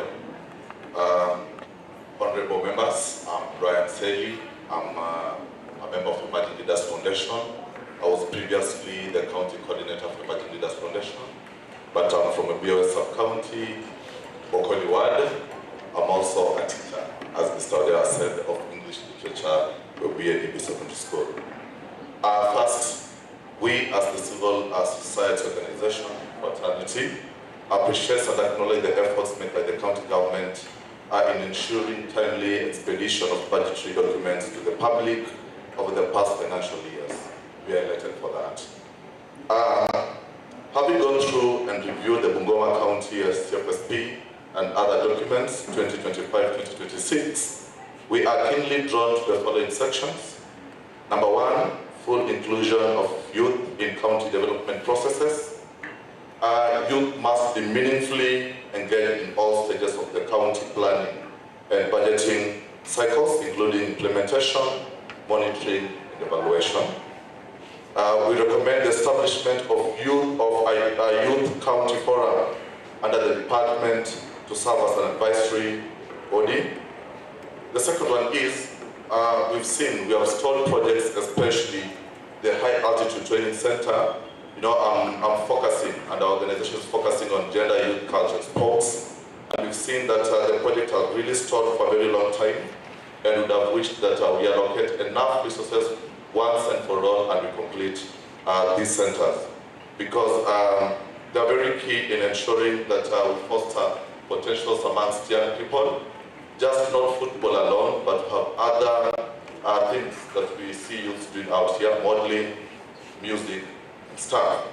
Number 3, youth engagement in infrastructure projects. This one, we saw that young people are not so much involved, and we saw that the Misifu Pigidia Road must engage youth as skilled and unskilled laborers to enhance their participation and provide economic empowerment. In this, we recommend that we include a quota system to ensure that 30% of the workforce are young people from the locality. Fourthly, establishment of youth-friendly amenities. We say that we create youth resource centers and safe spaces in each sub-county equipped with ICT hubs, mental health services, and business incubation services. We recommend that we include a budget allocation for construction, staffing, and operation. Number 5, inclusion of young people in county office relocation plans. We've seen that we are transiting and we are having other officers in the stadium. As the county officers move to the Kandu Stadium, please ensure young people are represented in administrative and service roles. Recommend a policy guideline for at least 40% of newly recruited staff to be young people. Actionation of funds related to youths, women, and PWDs. Please expedite and track disbursement of affirmative action funds targeting youth, women, and persons with disability. Allocate a minimum of at least 10% of the county development budget to youth-led initiatives with clear monitoring mechanisms. As I sum this up, we urge the county government of Bungoma to prioritize youth issues and ensure that it is very reflective, it is inclusive, it is responsive, and very accountable. Thank you so much. Thank you, Mwalimu. Thank you so much. We can hand over to Honorable Violet Maharo.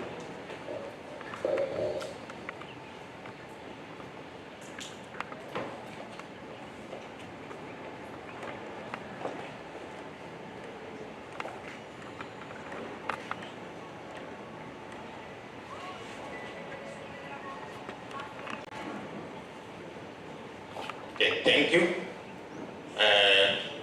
Let me take this opportunity to call upon Bungoma County Child Rights Network to make a presentation. And thereafter,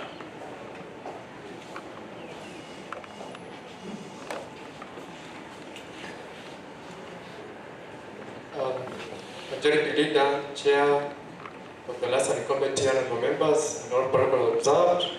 My name is Mukenya. I work for and with children in this county and across the country. And speaking as somebody who is representing children, I want to mention something on education and gender. Honorable Chair, we want to appreciate the county government of Bungoma because we have engaged the county government of Bungoma previously for the last 3 years and 8 months as regards planning and budgeting for children in education. And I appreciate that actually the programs that have been proposed in the PPP for 2025-26 financial year are actually addressing the gaps and the needs of the country. However, Chair, I want to stress that for this to happen, we do not need a lot of literature or fragmented, proposal for allocations here and there, because we may lose track. The Presidential Working Party on Education Reforms proposed a formula of how effective funding can be done to learners, right away from pre-primary to senior school. The county has mentioned about capitation for pre-primary learners, or the ECD as we normally call them, but we have not seen that itemized in the annual budget. We need, as an assembly, to have capitation for the pre-primary learners, the ECD learners, to be itemized and a budget appropriated for that specific purpose. Because the department has money. The money that was going to scholarships and bursaries, which as civil society we have been fighting since, because we knew that it's not a mandate of the counties to give bursaries and scholarships. And we thank God because the High Court and even the United Control Budget gave a cycle on that. That money now should go to capitation to pre-primary learners and to the VTC learners. So we want that itemized because we have noticed that the department has not itemized that, so that we can have money. And we will not struggle, the department will not struggle to see how that capitation can be done. That has already been worked out by the Presidential Working Party in the report. That a pre-primary education learner, an ECD learner, requires 1,170 in a year. And that will include the textbooks and guidebooks for teachers, exercise books, curriculum support materials, school capacity development for teachers. It will include something to do with the repairs and everything. So we don't need to fragment the budget that, okay, this money is for learning materials, this one for capacity building teachers. But if we just say capitation for ECD learners, 1,170, it's going to cater for all that. So I think that's the direction we should be taking, so that we can have better learning outcomes. Lastly, on education, Honorable Chair, we want to decry the quality of the environment of the learners. Quality of the environment of learning in terms of, we are supposed to be having centers, but what we have are classrooms.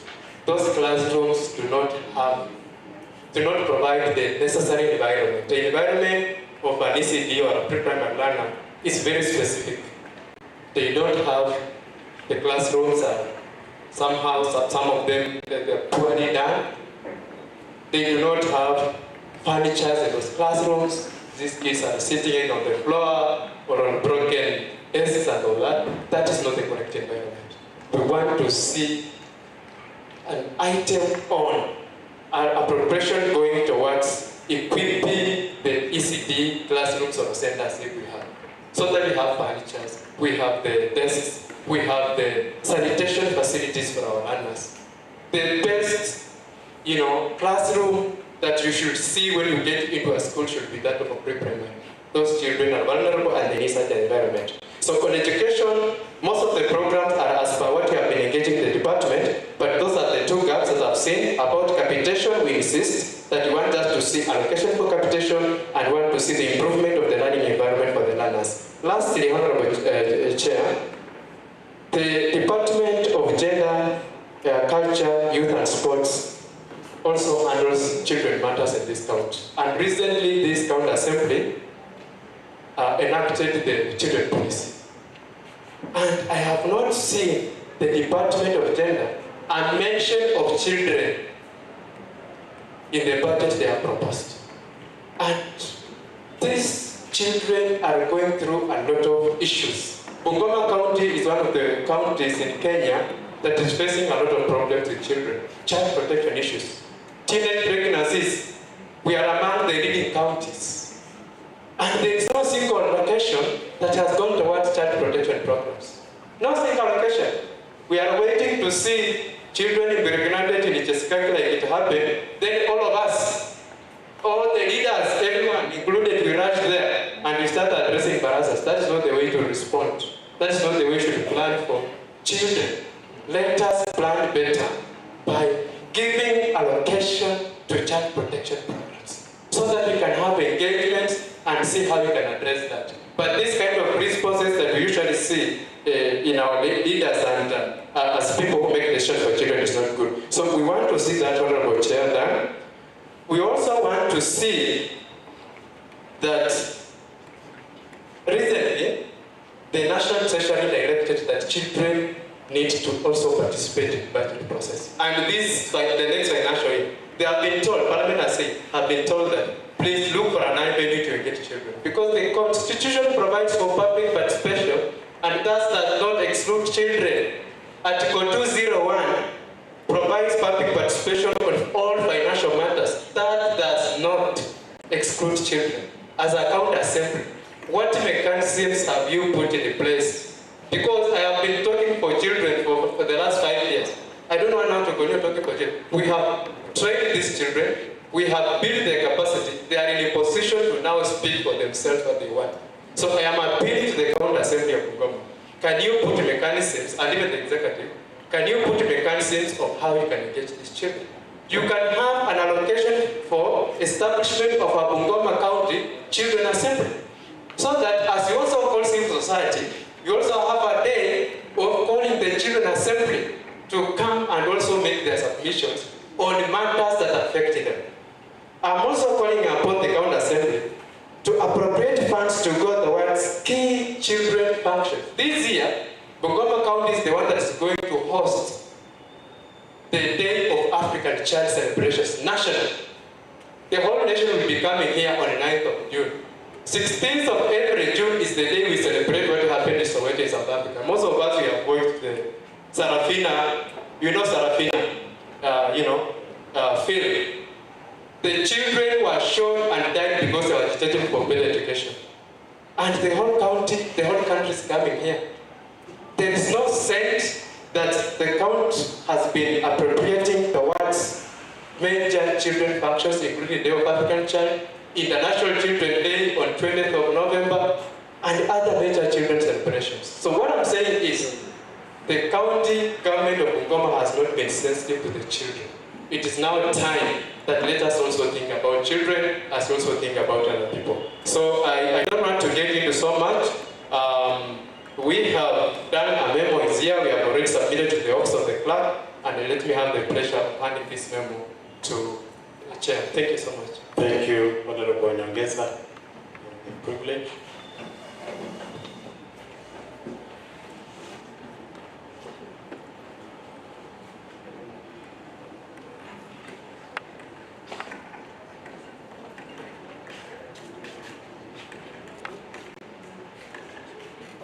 Okay, thank you, Kenny. May I take this opportunity to welcome Yambi.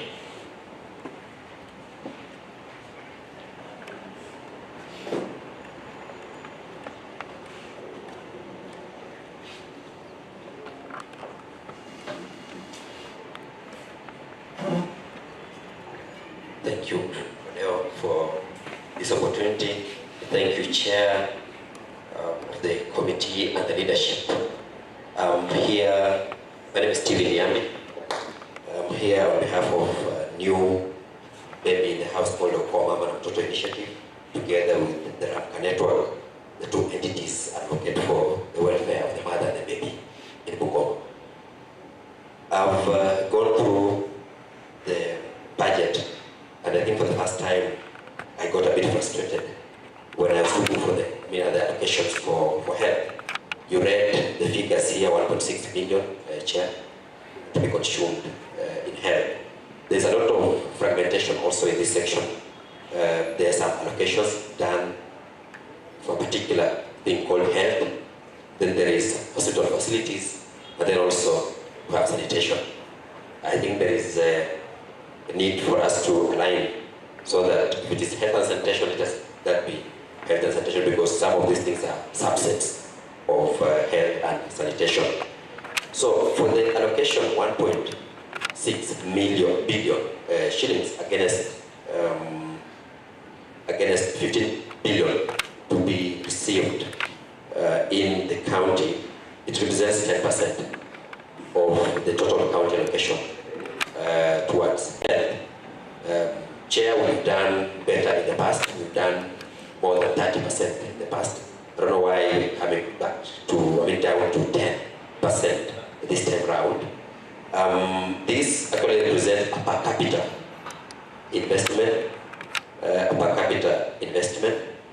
of 1 shilling kwa kila mtu ameweka shilingi moja in health, while WHO recommends 8,600 shillings per capita investment in health.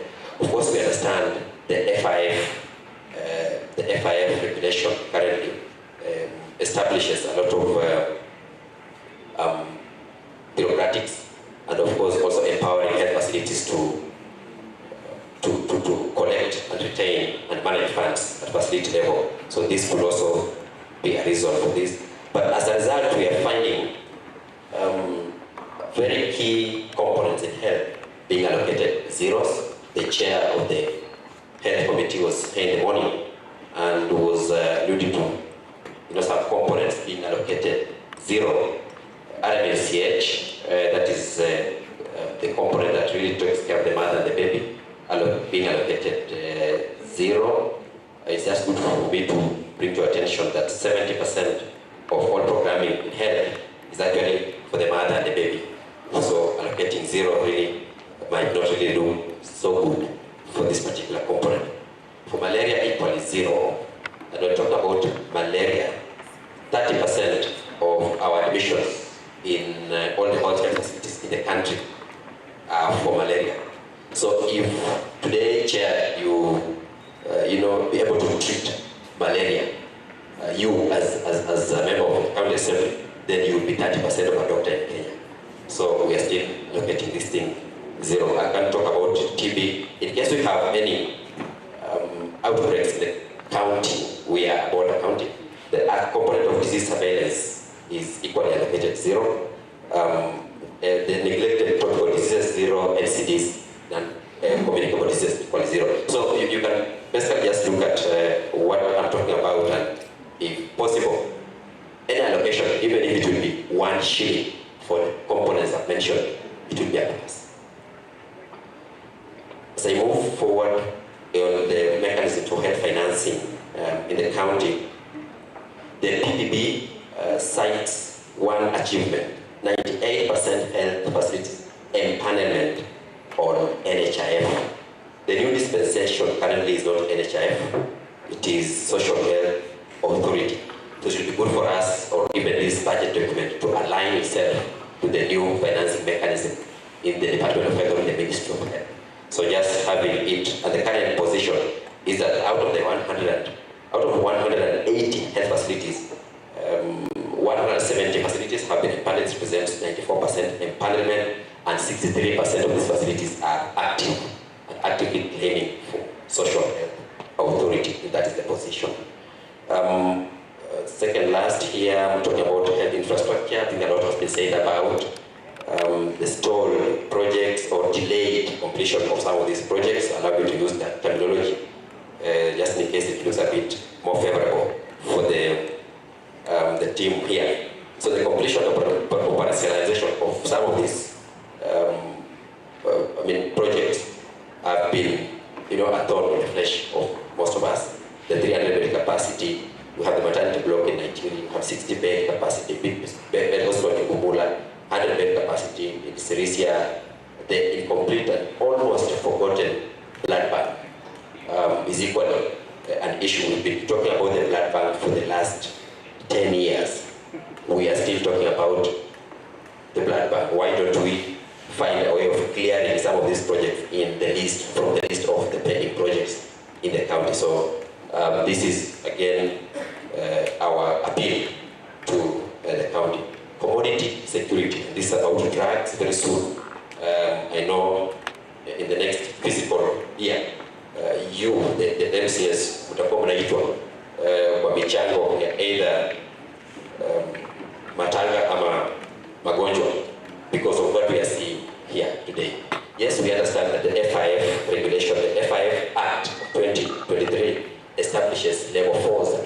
health facilities as procuring entities, so they are able to collect, retain, and manage all those funds.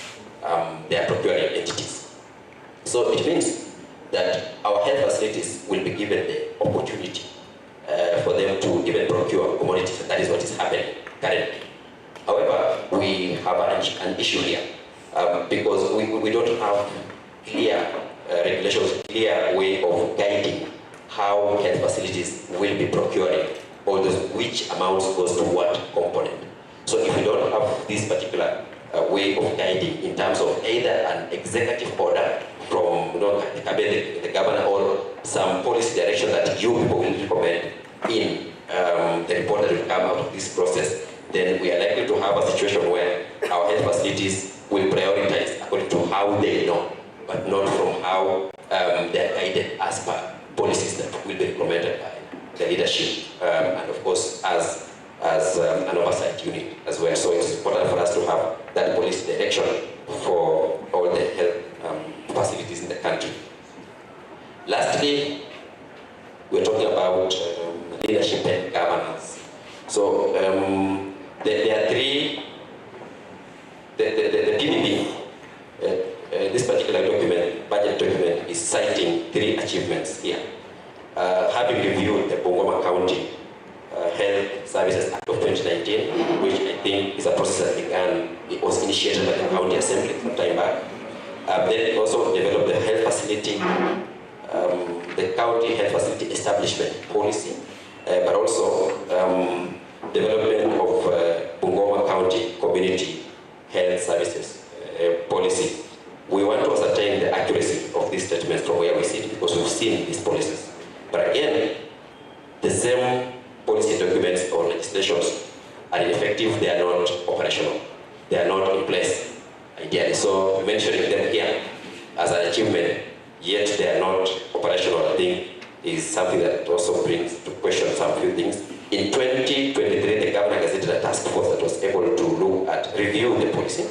And then after that, the task force, part of the task force recommendation was to have a one-stop shop in terms of a regulation, an act of the County Assembly, and then have several other regulations operational this particular act. I understand, and I don't want to bring rumors in the house, but what we have is that this particular recommendation has never seen the light of the day. Probably after, I will request a policy recommendation from the report that will come from the committee, so that that particular aspect is fast-tracked. We have the one-stop shop regulation, legislation, and then regulations operationalize the same. But having said that, we have kuna mchanganyiko kidogo in the PBB 2025, the document that we just analyzed. There is a particular component here called leadership and governance that has been allocated 34 million shillings. 34 million shillings, and then that's the estimates. And then we also have health policy, 4 million. So we're wondering, as we understand that as a public policy enthusiast, understand health policy is a subset of leadership and governance. So we need to harmonize that, lest it becomes a way of, taking things around when it comes to expenditure later on in the day. We've talked about RMCH, zero budget. There is something else that probably just let me advocate for as I finish, for the welfare of the healthcare providers in the country over time, and not in the country and also in the county. Over time, the last few months or so, we've had incidents where the workers in the county have delayed salaries, for them, going for over 2, 3, even 4 months or so. At the time there is those delays, we have a memo either from the county secretary, this is the reason for the delay here and there. It is not in the best interest of the good, it's not good for us to experience this. You can imagine health workers are giving services to clients who are fully covered by SHA, social health authority or social health insurance. But then themselves, because the county has not limited their contribution to social health authority, they are not able to afford the same services they are offering to their clients. That is the level of frustration healthcare providers are going through currently. And it is one of the things that rightfully undermines provision of healthcare services in the country, the attitude towards us. So saa zingine ukisikia kuna client amezushiwa ama there is delay in provision of services, probably this could be one of the reasons as to why we are having that as an issue. So thank you so much. We have got a number of issues here that we've had for you. I realized the order was the order of this. There was some slight misaddressing of this particular member. For the sake of the photo, I will present to you, but redo the same as with whatever here the chair, so that it can reach your desk. Thank you so much. Thank you so much. We have Waliaula, Honorable Agri, receiving the document. If you have a soft copy, you could still leave us with this, so that we will work on the other one. Don't remain blank.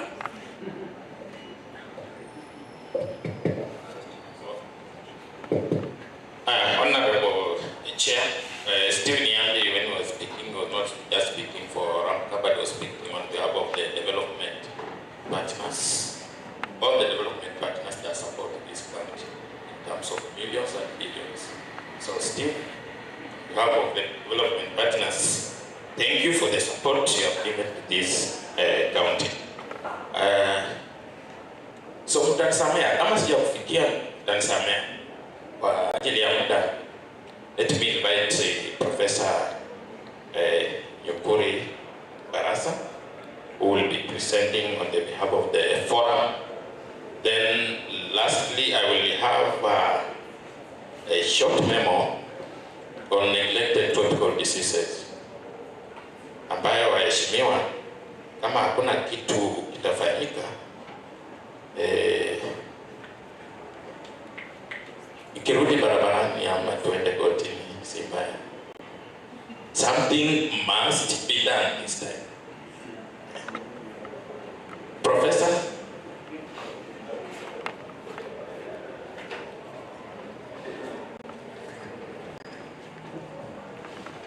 Chair, committee members and staff plus colleagues from the civil society, my name is Yokuri Barasa. First, I originate from Touch Africa as an organization, but I'm a member of Bungoma Civil Society. The first remark I will make on behalf of Touch Africa and then move on to present the memo for the civil society. Yes, Chair, we appreciate. We know what is going on within the county assembly. It's unusual that the liaison committee handles budget matters. I've read your standing orders, and if you look at standing order 216, the mandate and functions of the liaison committee are very clear. But I know when there is a problem, liaison becomes the last resort. Why am I raising this? If you look at standing order number 210 on the functions of the budget and appropriation committee, they are very different from the function of the liaison committee. Liaison is composed of all the chairs of standing committees and sectorial committees. There will be, of course, you are doing it above board, but somebody will always accuse you of conflict of interest. Please, let's not assume that that's not an issue. It's an issue. We don't want to talk about the matter that's in court because that's some duties. But look at your standing orders, which you are using. If you are now the liaison committee also receiving reports on behalf of budget, you also set the chairs. How do you now receive your own report, and how do you again audit yourself? I think that's an issue. Oversight on the liaison committee. Who is now oversighting the liaison committee as it's handling budget matters? That's a very serious issue. Let's not sweep it under the carpet. Look at yourself, put your house in order. We cannot continue having no budget and appropriation committee. Please do it. The first is, we hope those who are going to court can come and do an amicable alternative dispute resolution. Please let's not engage in court matters on matters budget and appropriation, because that's the lifeline of our development and lifeline of service delivery in our county. Put the house in order. I hope that's in order. We are not very comfortable to appear before a liaison committee instead of a budget and appropriation committee. That's as per your own standing orders. now to move on to the issues that have brought us here, and I will be very brief. I will not be reading the documents, I'll just be highlighting some few issues. One of the issues in our memo, Chair and Secretariat, is the issue of personnel emolument. We are worried. We are at 43%, but that's not enough. There's already a court judgment that requires implementation of employing 463 people within the service. Yet they are only subordinate. If you look at that list of 463, they are subordinate. We are lacking technical staff. So the money that we're going to allocate for subordinate staff is going to go beyond the 43%. And our WP is so ballooning beyond the 35% allowed by the PFM Regulation 26, and that's not fair. If we implement the court order, we are likely to go up to 50 Chair, and that's very dangerous. The assembly this time must now exercise its oversight. Just tell the executive to go back to court and appeal and say this order is not implementable. And then they are talking about local authority staff. Yet, those people who are on those lists of 463 may not be local authority. I think we need just to be honest.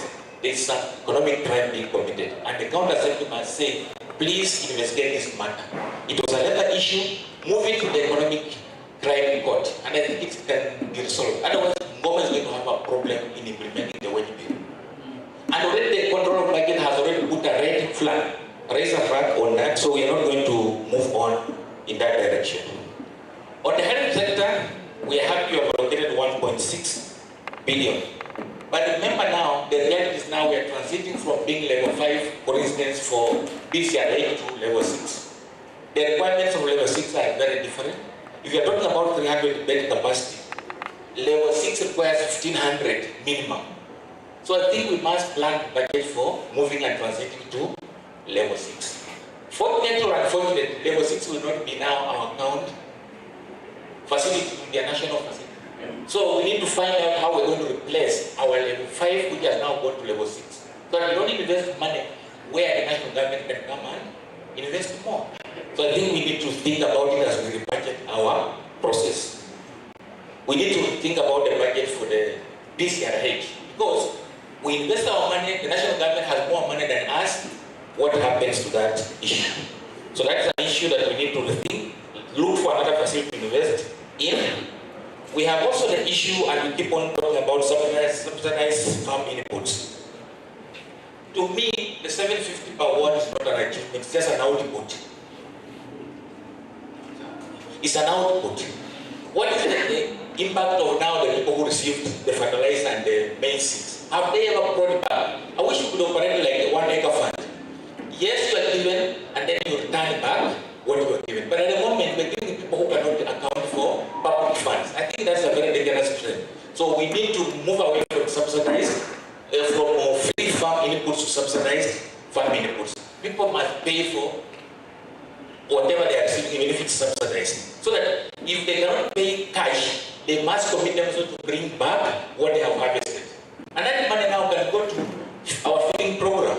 Instead of now buying feeds from elsewhere, we can now have the money generated from people who receive free fertilizer or farming inputs now for nutrition and food security. Otherwise, I think we are wasting public funds. We should not allocate money for free fertilizer. It's not an achievement. It's a waste of public funds. Then, yes, I saw recently there was the launch of the feeding program by the governor at the Masita Murray Stadium. Please, the policy is with you. I'm told it's in the Assembly and Nutrition Policy. Can you enact it? So without a policy, that fund should be audited, and the auditor will raise an audit query. So enact the policy so that it's sustainable. Without it, then we will not be able to sustain that amount. So it's not a political process, and we need also to invest in civic education so that people can understand the county function. We are sure people know. Many people crucify the county assembly and the county executive on scholarship and bursaries. That's our function. And many people are campaigning on the basis of scholarship and bursaries. I think we need just to come out and tell the public that nobody should come and teach you that the function for scholarship and the bursary is our function. So that we focus on VTC and ECBs. I think that's where we should put our funds. Just want to look at some sectors where we have been able to make observations. The document that when we are reviewing chair and the members, we got it on the website, and I think if we have a website, somebody should open. That document was not signed. But how do we discuss a document that is not signed, Chair? Please open your website. The document that came from the executive is not signed. So we cannot even move, we should not even discuss it. There's no signature of the CEC or the chief officer. Unless maybe they have signed yesterday. Is that a very serious concern? A document that is not signed is not a legal document to discuss. They sent to the CFSP that was approved by the County Assembly as no signature. That's a very serious concern as governance advocates. We cannot discuss documents that have not been appended signatures, because the person who brought the document can still again deny that this is not our document. Let's release our own website. Whatever, if you can open our website for the County Assembly, let's look at those documents they are signed. That's a serious concern for us. For us, we look at everything in detail. We don't just look at the first level of documents. Then we have looked at the whole document, which is the annual budget. 3/4 of the departments, in fact more than that, have deviated away from the CFSP's feelings. Why did we come here to do participation on CSFP if they are not going to follow and adhere to that? That is fiscal indiscipline. It's contrary to Section 131 of the Public Finance Management Act. It's also contrary to Regulation 37 of the PFM regulation. The County Assembly should not allow that to pass. If people have not adhered to the CFSP, return to the sender. 3/4, except I think there was the Department of Environment and maybe Public Administration, but they have hidden some things. Yet they have even gone below what was recommended in the CFSP. So please return this budget to the center. It's not a budget which is adhering to the statutory provisions.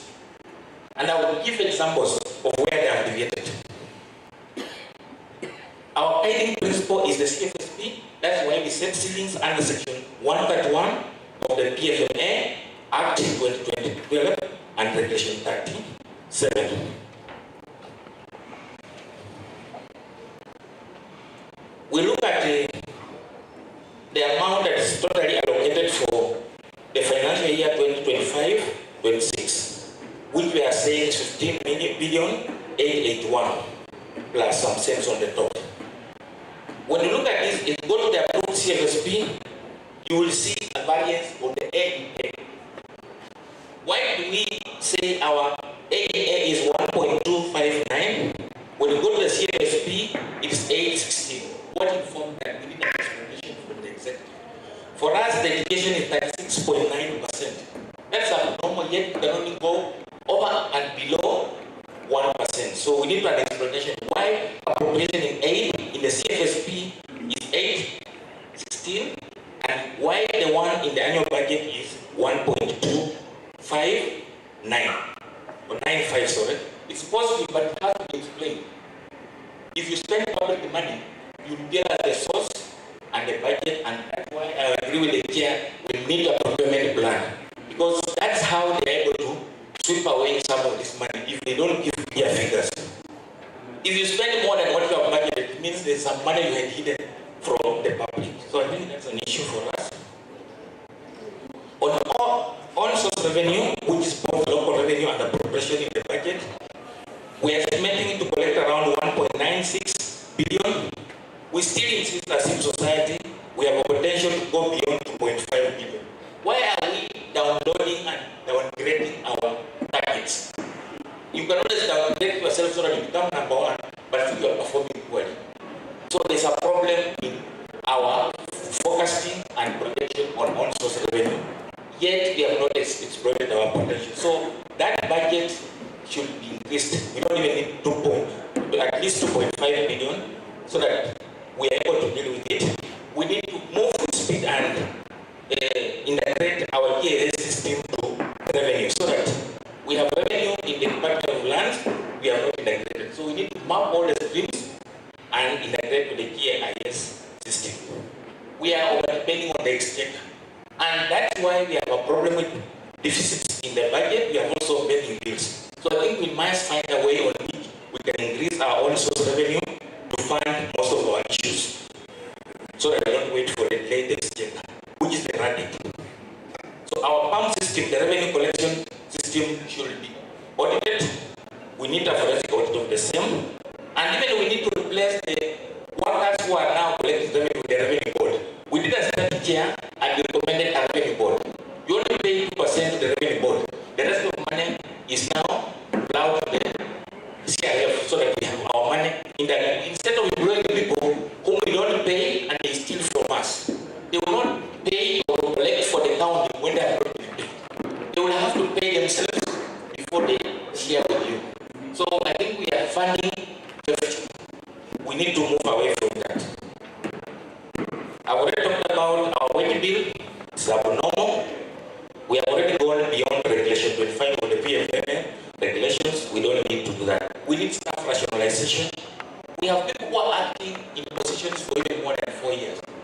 Across the department, you may find almost 20, 30 directors who are just acting. Yet the money for promotion is budgeted for. Where does that money go? We need to ask, where does the money for promotion go? Yet it's in the budget. So if it's there and then they have not promoted people, we need just to remove that money and reallocate it to something else. I think that the account assembly has the power to reallocate the money. If it was for budget for promotion and there's no promotion, that money should be reallocated. Then we also say we have several developments going on, including markets. Kamkuya, Sobokuwa, and Lui. Please, let's find out how much is coming from our county government budget and how much is coming from the state. Can we make these MOUs public? Because there's a way in which the county can always say, this is what we are funding, yet the money has come from the national government. So I think that's a problem. We need to know the levels of joint funding. And that should be made clear in the budget. If it's not clear from this budget, you see the joint implementation project, but we don't see the figures stipulated. Like in the civil criteria, we keep on asking, where is the MOU? How can it not be made public? Is it as we still allocate the money on the water carriage. Of course, it's not complete, but that money has gone beyond the regulation estimates that are allowed. We have gone beyond the 25%. So we need to find out. Since I began seeing that road, I've never seen a road, a billboard. Who is the contractor? There's no synergy. There must be something that the county assembly must also dig in to find out. Who is the contractor? Why is it we have not displayed the billboard? Yet they're asking money to do what we call a certificate of payment. That's budgeted for in the budget that we have. We need that clear set out. For BTC, I will not talk much. We have classrooms instead of BTC centers. So please insist, if there's a procurement plan, whatever they are budgeted for should be for a BTC center, a CEC center, but not a classroom. Because it must have the wash facilities. At the moment, most of those are classrooms.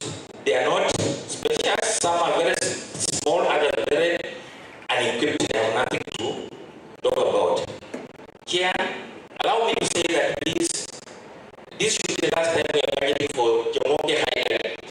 From 2014 financial year 2015 to now, we are still budgeting for the high identity. It's already a bad project. We should not budget again. If we finish this year without it, please don't budget for Jamoke High identity. 10 years down the line, that's not a project that is sustainable. So find out what is the issue, whether we put it to a stop in the financial year 2025-26. The issue of crop insurance, the county assembly has a role on this. Please, because a cash cow, find out through the committee of implementation, find out how this money for crop insurance was utilized. You'll find that it was just shared. Effective. We know how much they shared, but you can do your own better oversight on that. Clearance of pending bills. I don't want to say much about it, but let's have a specific timeline for clearing pending bills. The pending bills must be cleared. And for us to say the pending bills must be cleared, we must have all pending bills signed against, so that they don't keep on being moving targets. All pending bills must be signed by both the contractor and the department of whoever was the accounting officer. So that when it comes to that, it has to be paid but it will not be varied again. We have a problem with pending bills being a moving target in our county. We have talked about local projects in the county, they are very good, but are not cost effective because the money is going to the contractors. Much of the money for FLOCA is going to the contractors, so that the community has no say. We have cases whereby a community brought a proposal for 2.5, they are awarded 6 million without consultation, and the money is again taken away. So I think again the assembly has a role to go and do oversight on FLOCA projects in the county. We are engaging a few, and we know those people who are contractors are connected to some of the executive or proxy companies. So we may be happy that FLOCA is bringing a lot of money, but that money does not benefit our county. I don't want to go to health again, I want to go to another sector. Education, I've said something about it.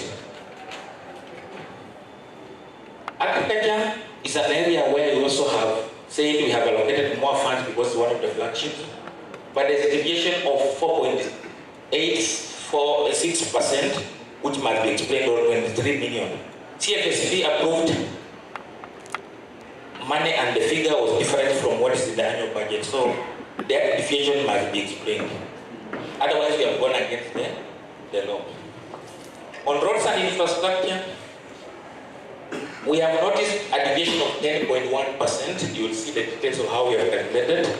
So that is also not allowed. So I think that's an area that you need to look at on roads and infrastructure. Then we have also general observations. I'm almost through here. On general observations, one of the observations is coming under Mavanga, ATC. Mavanga, by its original mission and vision, was supposed to be a value chain center for agriculture and training. At the moment, Mavanga is an eatery and lodging. Why are we allocating money to an eatery and lodging? That's not the business of the county government. We need to find out how we can allocate money to value chain, but not to an eatery and lodging. At the moment, Mavanga with 94 acres of land is an eatery, it's also a lodging. So we need to move away from that. Then we also say there's the issue of community empowerment fund. You have said they have allocated 30 million. We are proposing a recommendation of 35 million. But again, the county assembly must do oversight. Let's not have the county assembly through proxy becoming also contractors. We must just be very clear. The county must do oversight, increase the money to 35 per ward, but do the oversight role, don't do the contractual work. Then we need feedback for public participation, even for the assembly. Once we have done this document, please, through the able deputy clerk and the clerk, prepare a feedback. Tell us we allow this, we do not allow this because of this and that. We'll be fine. Feedback does not necessarily have to be positive. Give us feedback on our presentation. We appreciate access to information from the county assembly. The same is not from the county executive. They bring us documents the last minute. Please help us to get those documents in advance so that we can do proper analysis. 380-page document, many of us cannot have that opportunity to go through and analyze the document. So we need to have adequate time so that the documents can be analyzed. We are happy the county has developed public participation process to the villages. Unfortunately, there's no quality. People coming to a particular session and say you have come for public participation, they have nothing to offer to contribute. That is not public participation. It's a waste of time. So we need to also train people, have civic education prior to public participation. I think that will help. Yet, we have not enacted our civic education act in the county. How many years down the line? Since 2013. Our public participation regulations are also still in abeyance. Can we move and enact those instruments so that we have public participation only coming after civic education has proceeded? Otherwise, we have people coming just to attend. That's more of coming to have support. Some of them come for sitting and standing allowance. I think we need to move away from that. So we need to have Civic Education Act and also public participation regulations in place. And people must be given adequate time so that they prepare and make informed participation. We are also proposing, Chair, for any flagship project that is capital intensive, let's take it through a PPP approach. Let's not take our money for Panado and put it on a major flagship project. Let's look for a partner Why should we put up a daily plan, for instance, that we're doing? Now we're looking for somebody to list to. We spend public money on that. Bungoma is a deficit zone. There's no milk that's going to a win. Why are we having such as a flagship project? So we should move away from that. That should have been a big arrangement. We generate more milk, and then an investor will just come in and invest in a plant. So I think we have such a kind of issue. The same with Twelve. Let's put more money again at 12 chicken slaughterhouse. Let's look for a PPP approach in that. We are happy some offices have moved to Masinde Mulilo Stadium. Please, let's move away from rental offices. Don't budget for rental offices.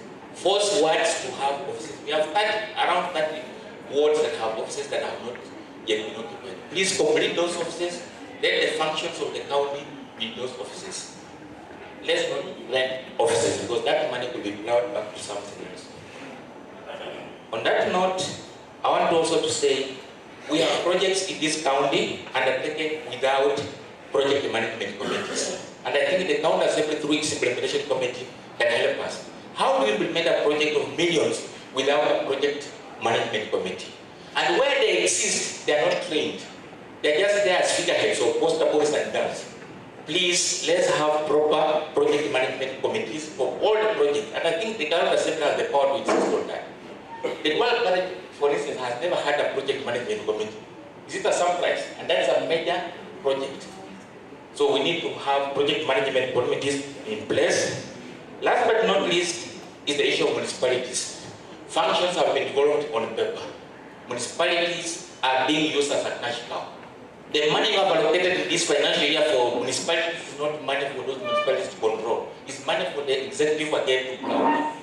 So please ensure that the money for municipalities allocated in the budget is used for intended functions. But the intended functions are still domiciled in the department. So we are not still moving. Remove that money and they develop the functions like what Kisuma has done. So municipalities must do their function. At the moment, municipalities are not doing anything. They are used as poster boys for World Bank and other development partners. So we want real functions for municipalities decentralized. Last here, please allocate money to the Department of Gender, Culture, Youth and Sports. Why? It has diverse needs for special interests. You have women there, you have youth there, disability there, elders there, minorities and minorities. Yet if you look at this budget chair, the whole department has been allocated less than 1%. That's not fair. Thank you very much, Chair. Thank you, Prof. Thank you so much. And now over to the majority.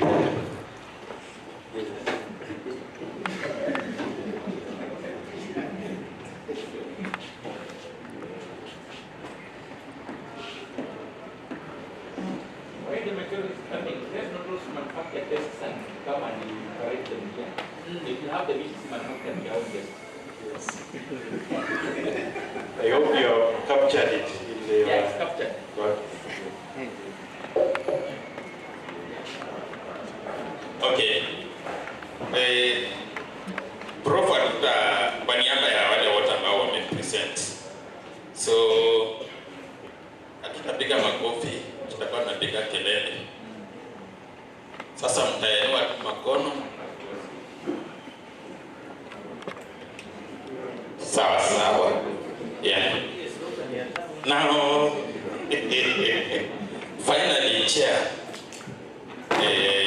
we are almost to the end. In the next 2 or 3 minutes, we shall be done. Now, on behalf of Bungoma Civil Society Forum, we as members of the forum are proud of the milestones achieved through this collaboration with the County Assembly. So, when BCSF first began engaging the county in the concept of widespread civic participation in public budgeting and planning, the process was nascent. So today, Bungoma CSO is home to a robust ecosystem of civic educators, grassroots movements, and accountability champions across all 9 sub-counties who influence how resources are allocated and managed. Despite the progress, significant challenges remain, especially in translating participatory budgeting into meaningful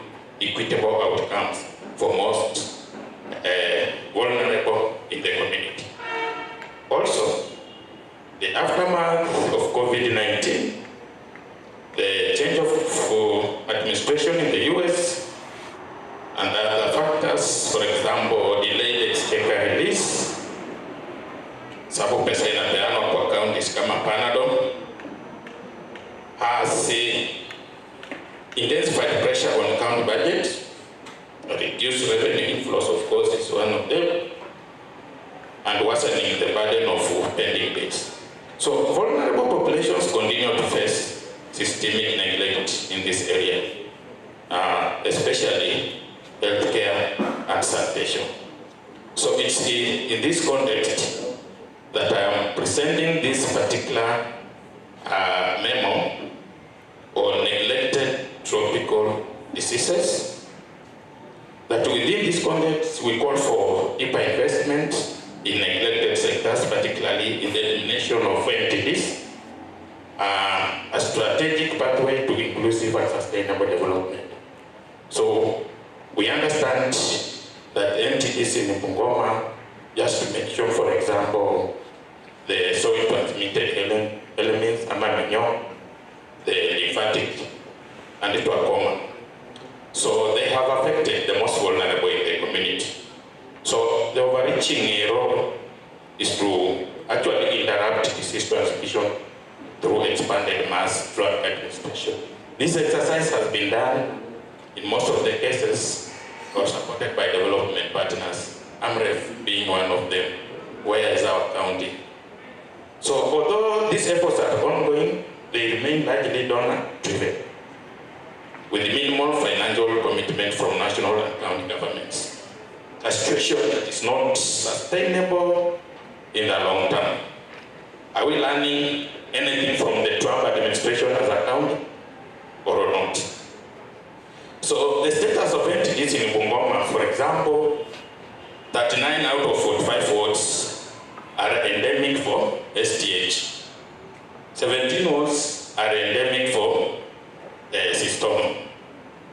The average prevalence rate stands at 7% for STH and 4.6% for CSH. This is significant above the national threshold of which is 2%. So we are at a very high risk. So the implication is clear.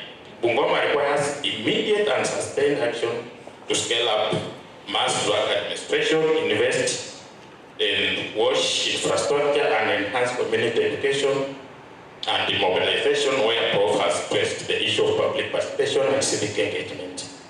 So looking at the budget allocation for entities in FY 25-26, we find that yes, under program 2, there's an allocation for preventive and promotive health. Sorry for the non-communicable diseases. But if you go to sub-program 22, you find that entities have 0 allocation, while the communicable diseases have been allocated 20 million. These override risks reversing the progress made in public health and is proportionately affects the vulnerable wards, especially in Mount Oliver, Montro, Tongaren, Umula, and other sub-counties with high NTD prevalence. This research was done by Bungoma CSO Forum. So our call for action, honorable members, we call upon a revision of the 2025-2026 to include a minimum of at least 10 million under sub-program 22 for neglected tropical disease prevention and control. Ensure this allocation supports mass drug administration, community health education, disease surveillance, and the treatment in endemic wards. When it comes to public health education, as civil society organizations, we have done it well, complementing both national and county government. You have been approving millions of shillings, year in, year out, ya public participation na civic education. Niliambiwa wakati mwingine hiyo ni pesa ya kumina watu. I'm sorry to say that. So, how do we do it? We also say ring fence, and I quote, ring fence government's accountable funding by establishing safeguards to ensure that allocated funds for entities are reinvested like other funds, dispersed in timely manner and fully utilized. Policy and programmatic action direct the Department of Health to develop and implement county-level NTD action. Invest in wash infrastructure. And lastly, multi-stakeholder coordination. So that is my memorandum as I prepare to sit down with Mheshimiwa. As civil society organizations, we are ready to say no mahali ambapo tunaona kwamba kuna giza. I mentioned earlier that we might be forced to go back to the streets, and that is not our intention. Of course, many years we have been in the streets. I think civil society organizations will thank Odeo and the team for saying no, let us embrace dialogue because the Constitution has given us that opportunity.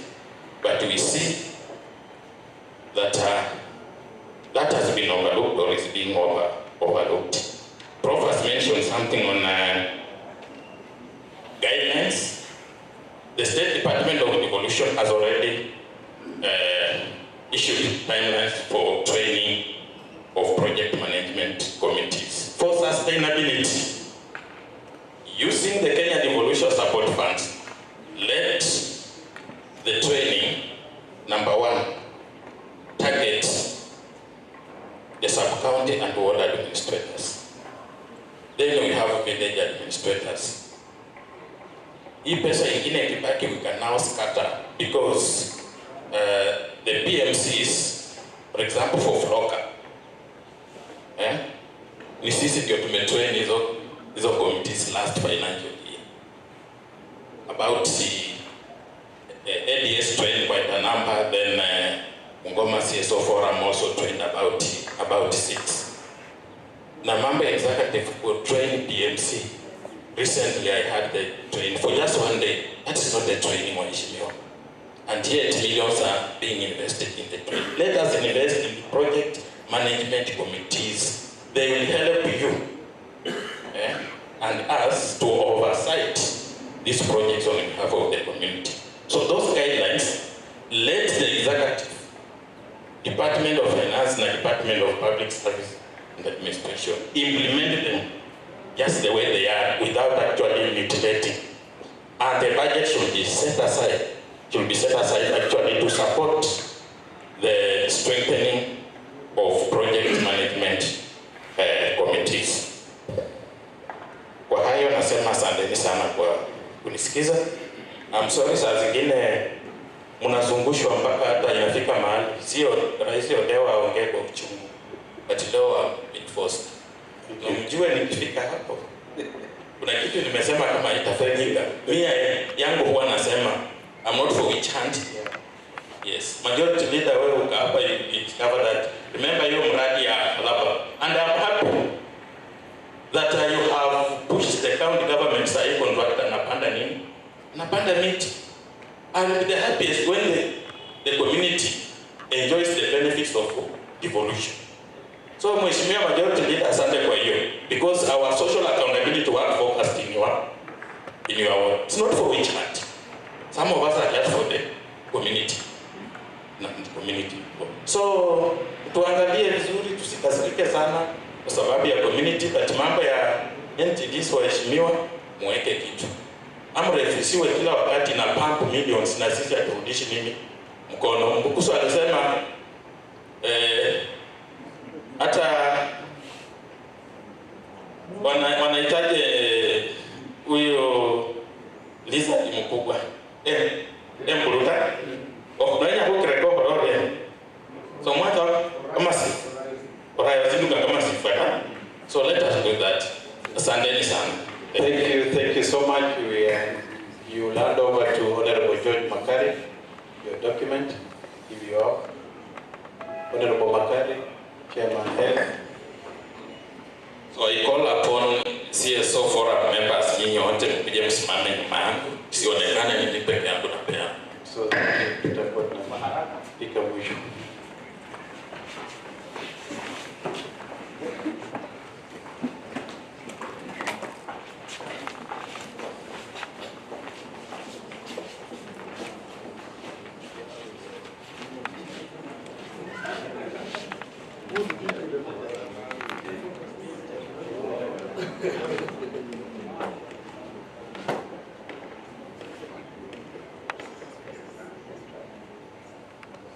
Thank you so much,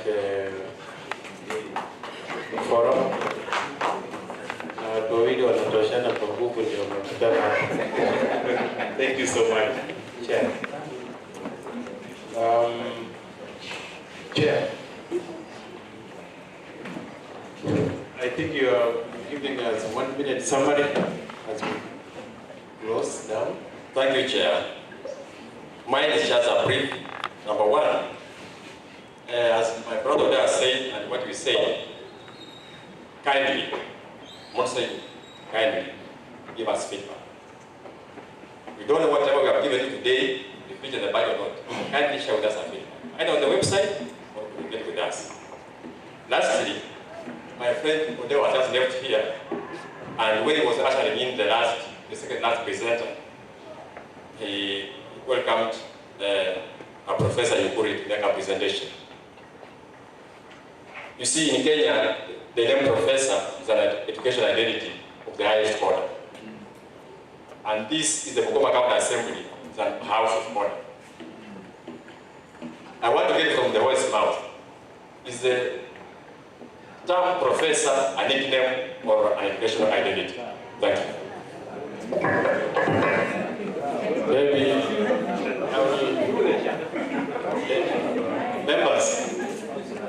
members, what we need here is the content. Is the content. If we get the content, we don't care about other titles. Let us get the content, whichever content you bring to us. The content. Yes. Yeah, thank you, Chair. You know, this is just being mischievous. But what I wanted to say, I have too many names, and you know me, many names. So we are here to talk about a budget. We are here to discuss about the economy of this country. It is not about personalities. But I wanted to make one request to this committee. That as we are at the tail end of the budget making process, take advantage of the shortcoming of the executive by not lining the budget to CSFP and do it for them. So that at the end of the day, the issues of no allocation in many items, in many departments, look at those no allocated items and use your discretion and budgets, put money in those items. Because the executive is what it is, because they have always realized that maybe you don't push them to do what they are supposed to do. Now that they have given you a room, do it. Put allocation to where they did not put allocation and push money to those allocations, to those no items that have not been allocated. Another item that I wanted to talk about is we are setting a precedent that is going to be very long in this country. Remember, we have something called a fire station. It was built in 2015 by the public. That fire station has not always been allocated any funds for its operation. We have not employed staff enough for the fire station to run effectively. And year in, year out, we have not allocated. As a committee here at the County Assembly and the Executive, we used around 157 million shillings to put that fire station there. And the kind of procedures I'm talking about is instead of it being operational, and you know it was being sponsored by Poland, which was supposed to bring in a lot of facilities and a lot of equipment. But the county government now took over and turned it into public works offices. Do we have a fire station in Bungoma as a county? Which is a requirement that we need every town, every county must have a fire station and a running operation equipment. So I'm appealing to this committee and appealing to the county assembly that we need a running fire station that can take care of our emergencies wherever it occurs. Lastly, as we are talking to you, we have a fire station, another fire station, which was opened by His Excellency the Governor, in collaboration with the, was it the Poland embassy? The county spent 5.5 million shillings. The Poland government brought in 1.7. When you go to the Webuye fire station, the so-called fire station place, we are now talking about 7.2 billion shillings that would have done the renovation of that house. Million. We are talking about the county government gave 5.5 million, the Poland gave 1.7, it comes to 7.2. Renovating a house that you can go to Webuye and see whether that money is equivalent to renovate that house. If you take to 7 million, you can pay, you can build 6 ECD classrooms. I mean 3 ECD classrooms.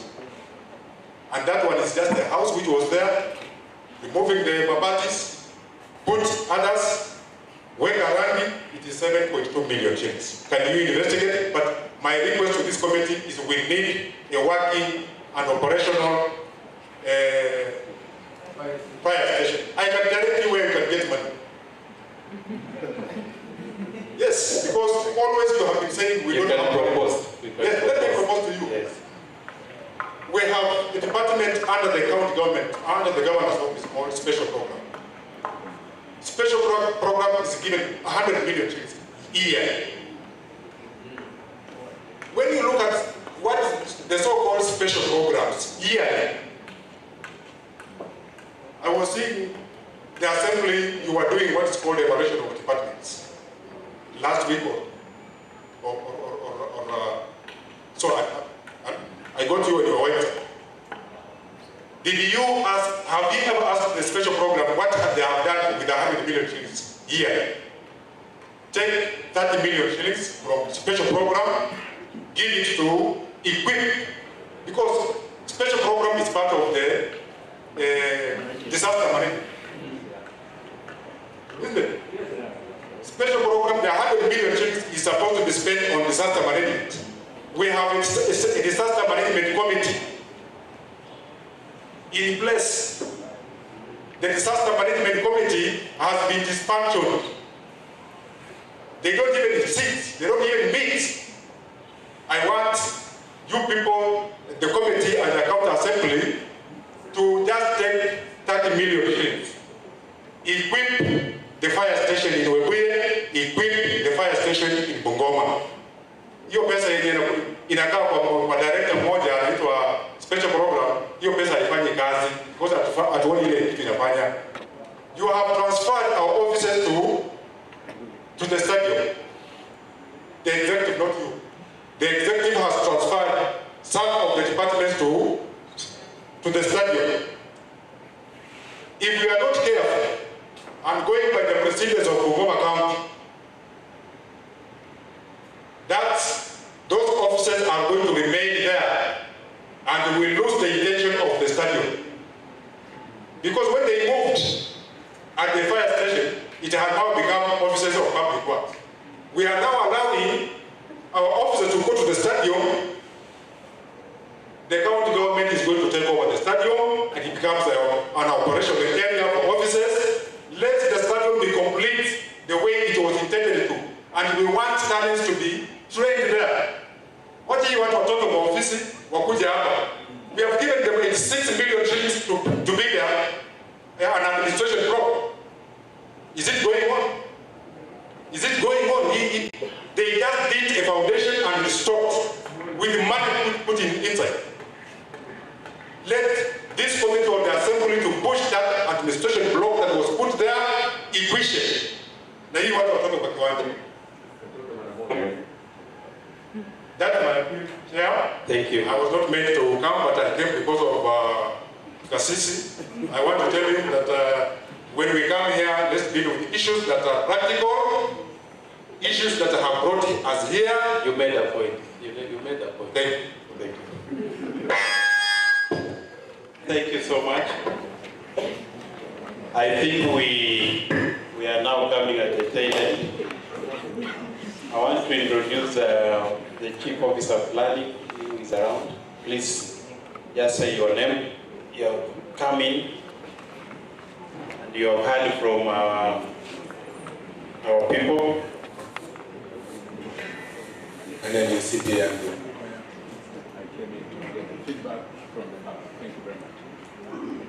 Thank you so much. That's our Chief Officer of Planning and Economics. Now I want to give two speakers so that we close this session. I want to give our DCL to say a word. Then we will have the majority leader. Then we call it a day. Just 2 minutes or 3.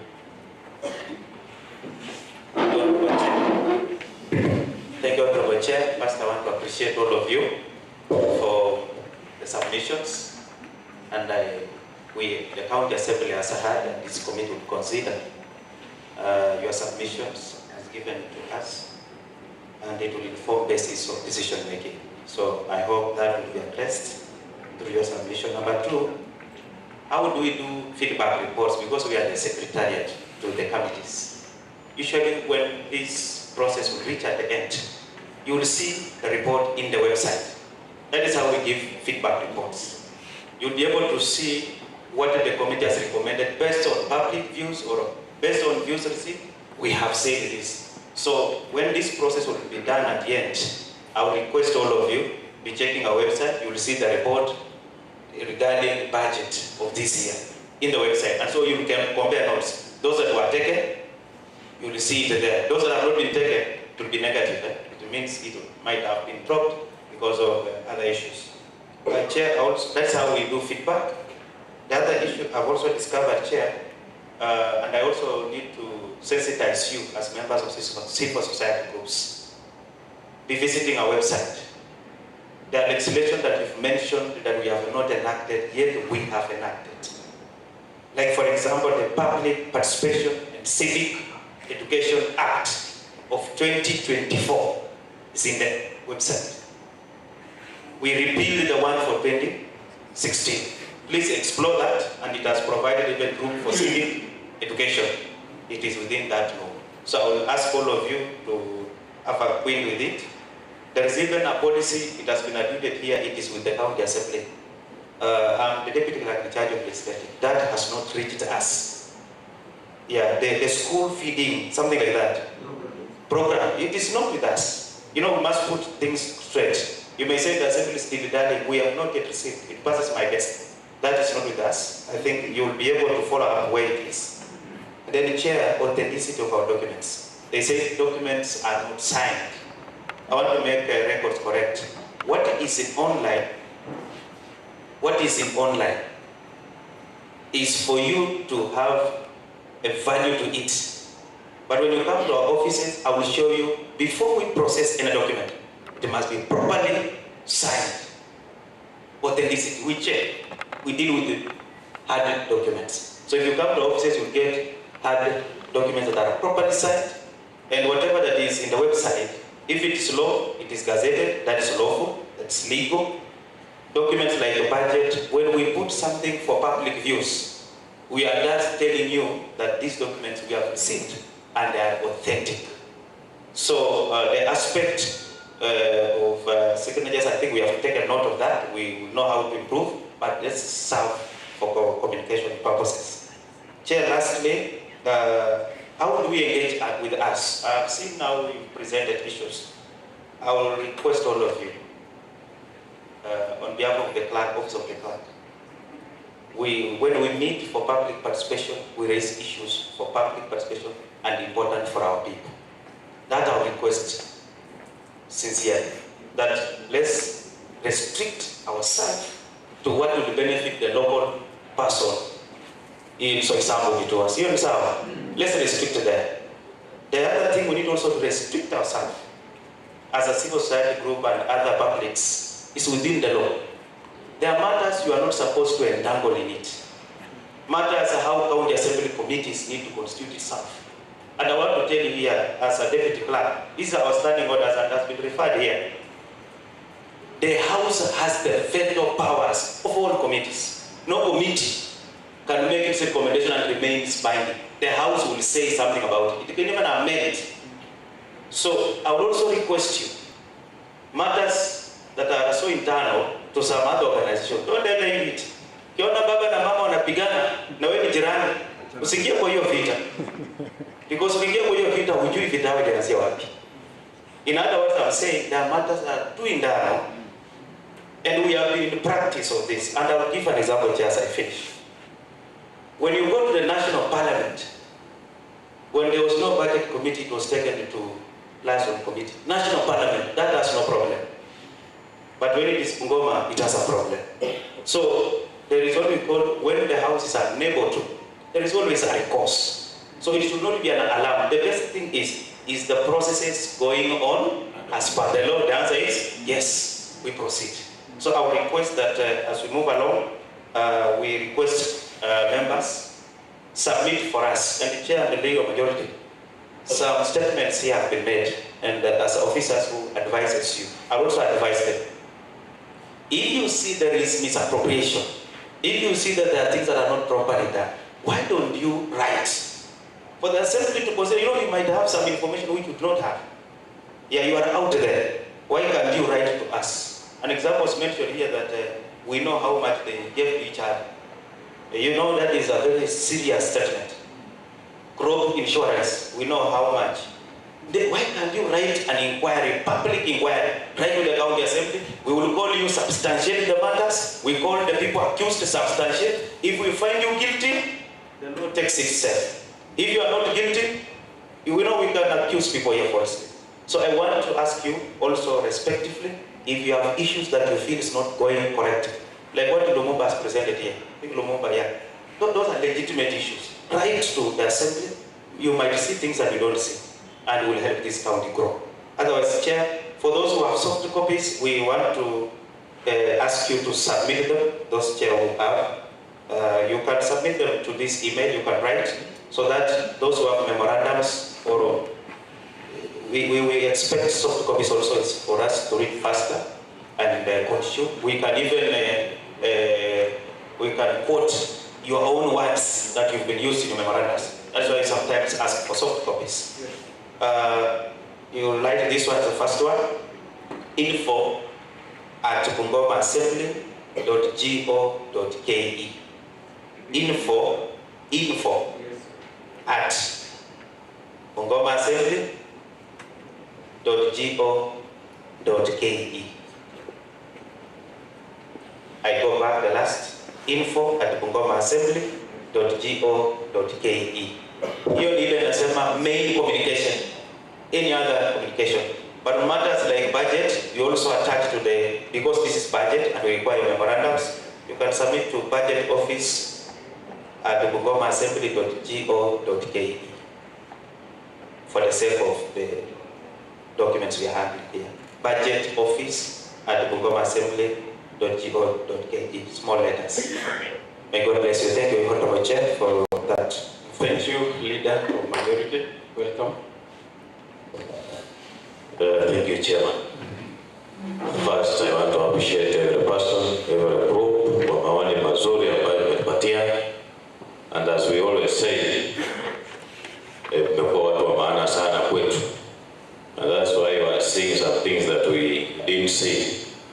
But the good thing is that our deputy legislative wamekuzia mengi, sitapenda kurudia sana. Lakini we shall try our best. And we are lucky that even the CPM Koya is here.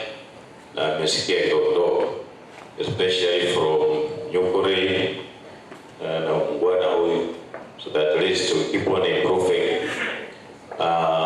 Maybe one or two, the issue of budget committee, although our deputy clerk amekuzia, it is every sector committee we have 15 members, chaired by a chair and a vice chair. So in the absence of the chair, the vice chair will take it up, then report the license committee. So there's no vacuum. Na hiyo itakuwa tu mzuri as we handle other things. So msikuwe na wasiwasi. These members will not chair the secretary committee when interrogating the executive. Si hapo Nyukuri tuko sawa. Ikiita daktari kasisi ataona mbaya kweli.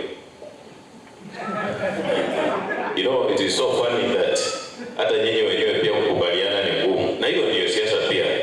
That's it. And you know, anyway, tunawapenda. Lakini pia, now that we are having our youths here, we have the tanks here, pia wanawasoma pia waone hawa watu wako na magani. Which kind of knowledge are they impacting to us? No, but there's an issue ambayo nataka niongelee pia, hii ya kusoma big fish, wanajipatia kila kitu. Anyway, let's encourage our youths ya kwamba let's form companies, follow the procedure, tupatiwe kazi. And tomorrow pia utaitwa tu samaki mkubwa. Na mwezi gazeti, mambo yanakuwa tu mzuri. You know, we should be educating our young ones also. Wajue ya kwamba, what would be good formula? Lependa the first presenter mwenye alisema mambo ya maji, aliachia tu mahali fulani ya kwamba, you know, as a county government, after training, we should have that component of testing to ensure ni maji mazuri ama hapana. Sasa hapo pia, you have also opened us, tutajaribu tuangalie tuone. Otherwise, members, we do appreciate your views, tutajaribu. Penye hatutaweza, it's also called a budget, na sio mwisho. So keep on also making a follow-up. And through this year, we shall also be communicating the feedback in every step tuone mambo inakuwa namna gani. Otherwise, there are a lot of programs, especially when you are saying hii mambo ya gender, that it was really underfunded. But the issue is, now program gani yenye wataweka hapo pesa? Because money should follow the programs. If the department haijatoa program ya kufanya, utabudget ifanye kazi gani?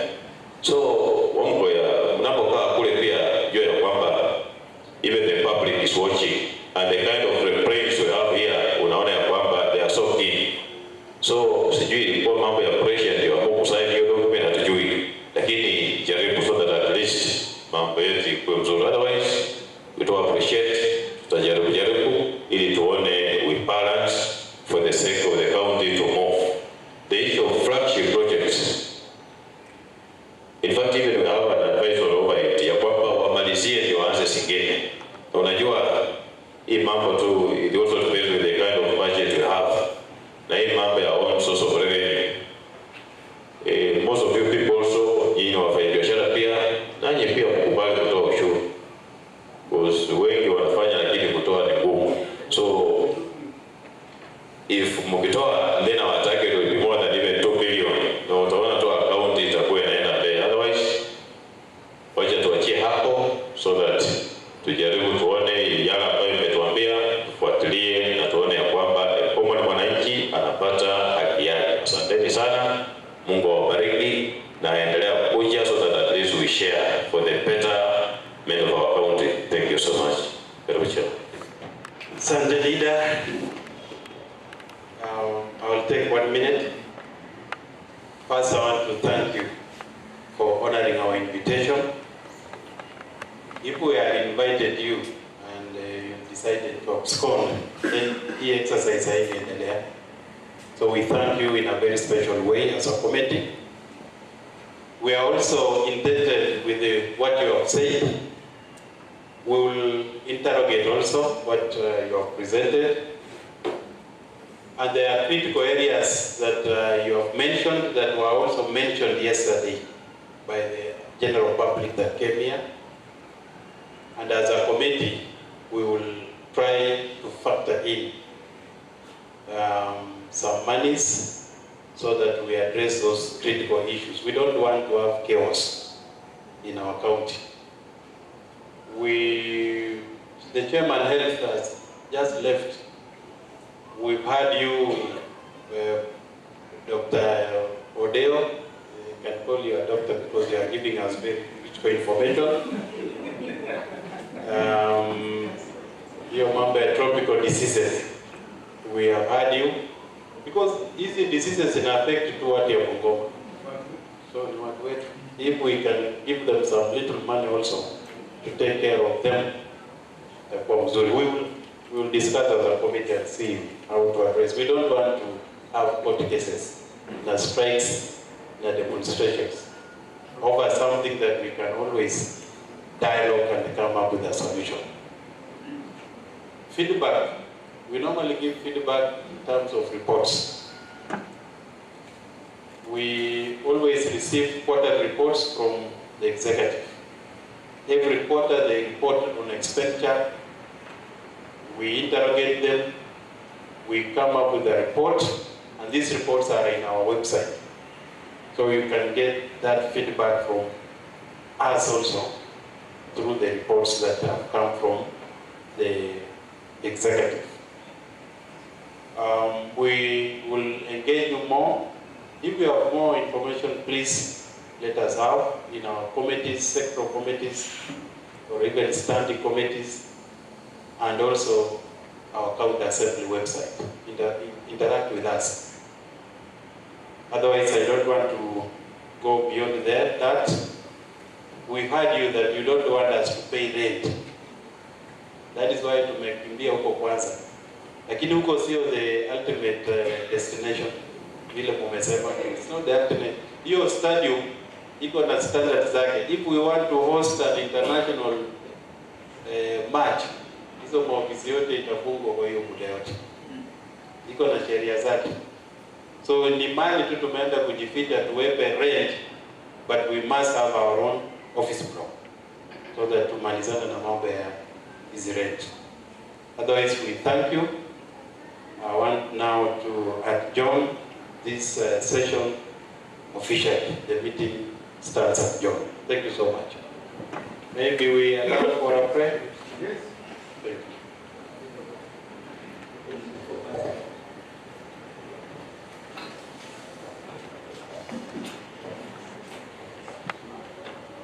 Then we can start. Baba wetu katika jina la mwanao Yesu Kristo, tunakushukuru siku ya leo hata kwa sababu ya maisha ya kila mmoja wetu. Tunakushukuru Mungu kwa sababu ya officers wetu ambao wanafanya kazi katika kaunti yetu. Na tunakushukuru Mungu kwa sababu hata ya changisho ya kila mmoja wetu. Tunakushukuru kwamba Mungu yale ambayo watu wa Bungoma wameweza kuchangia inaenda kuweka maanani na ikaweza kuwekwa pesa ili pesa hizo zikaweza kusaidia wananchi wa Bungoma.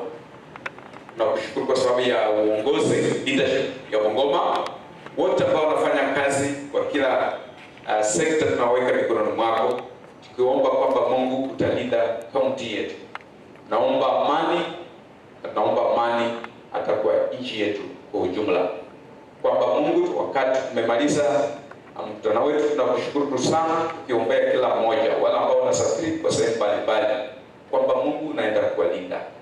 Tunaomba kwamba Mungu ushirikiano wetu na wale ambao Mungu wametusimamia utakuwa mzuri. Hakuna matata, hakuna uhasama katikati yetu.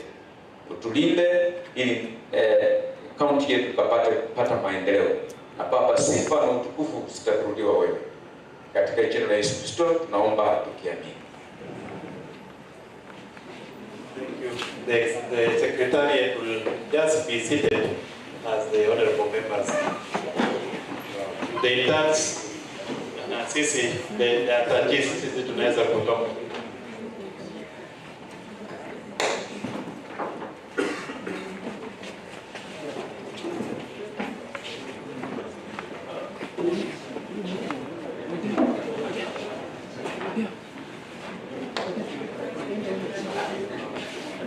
Chief,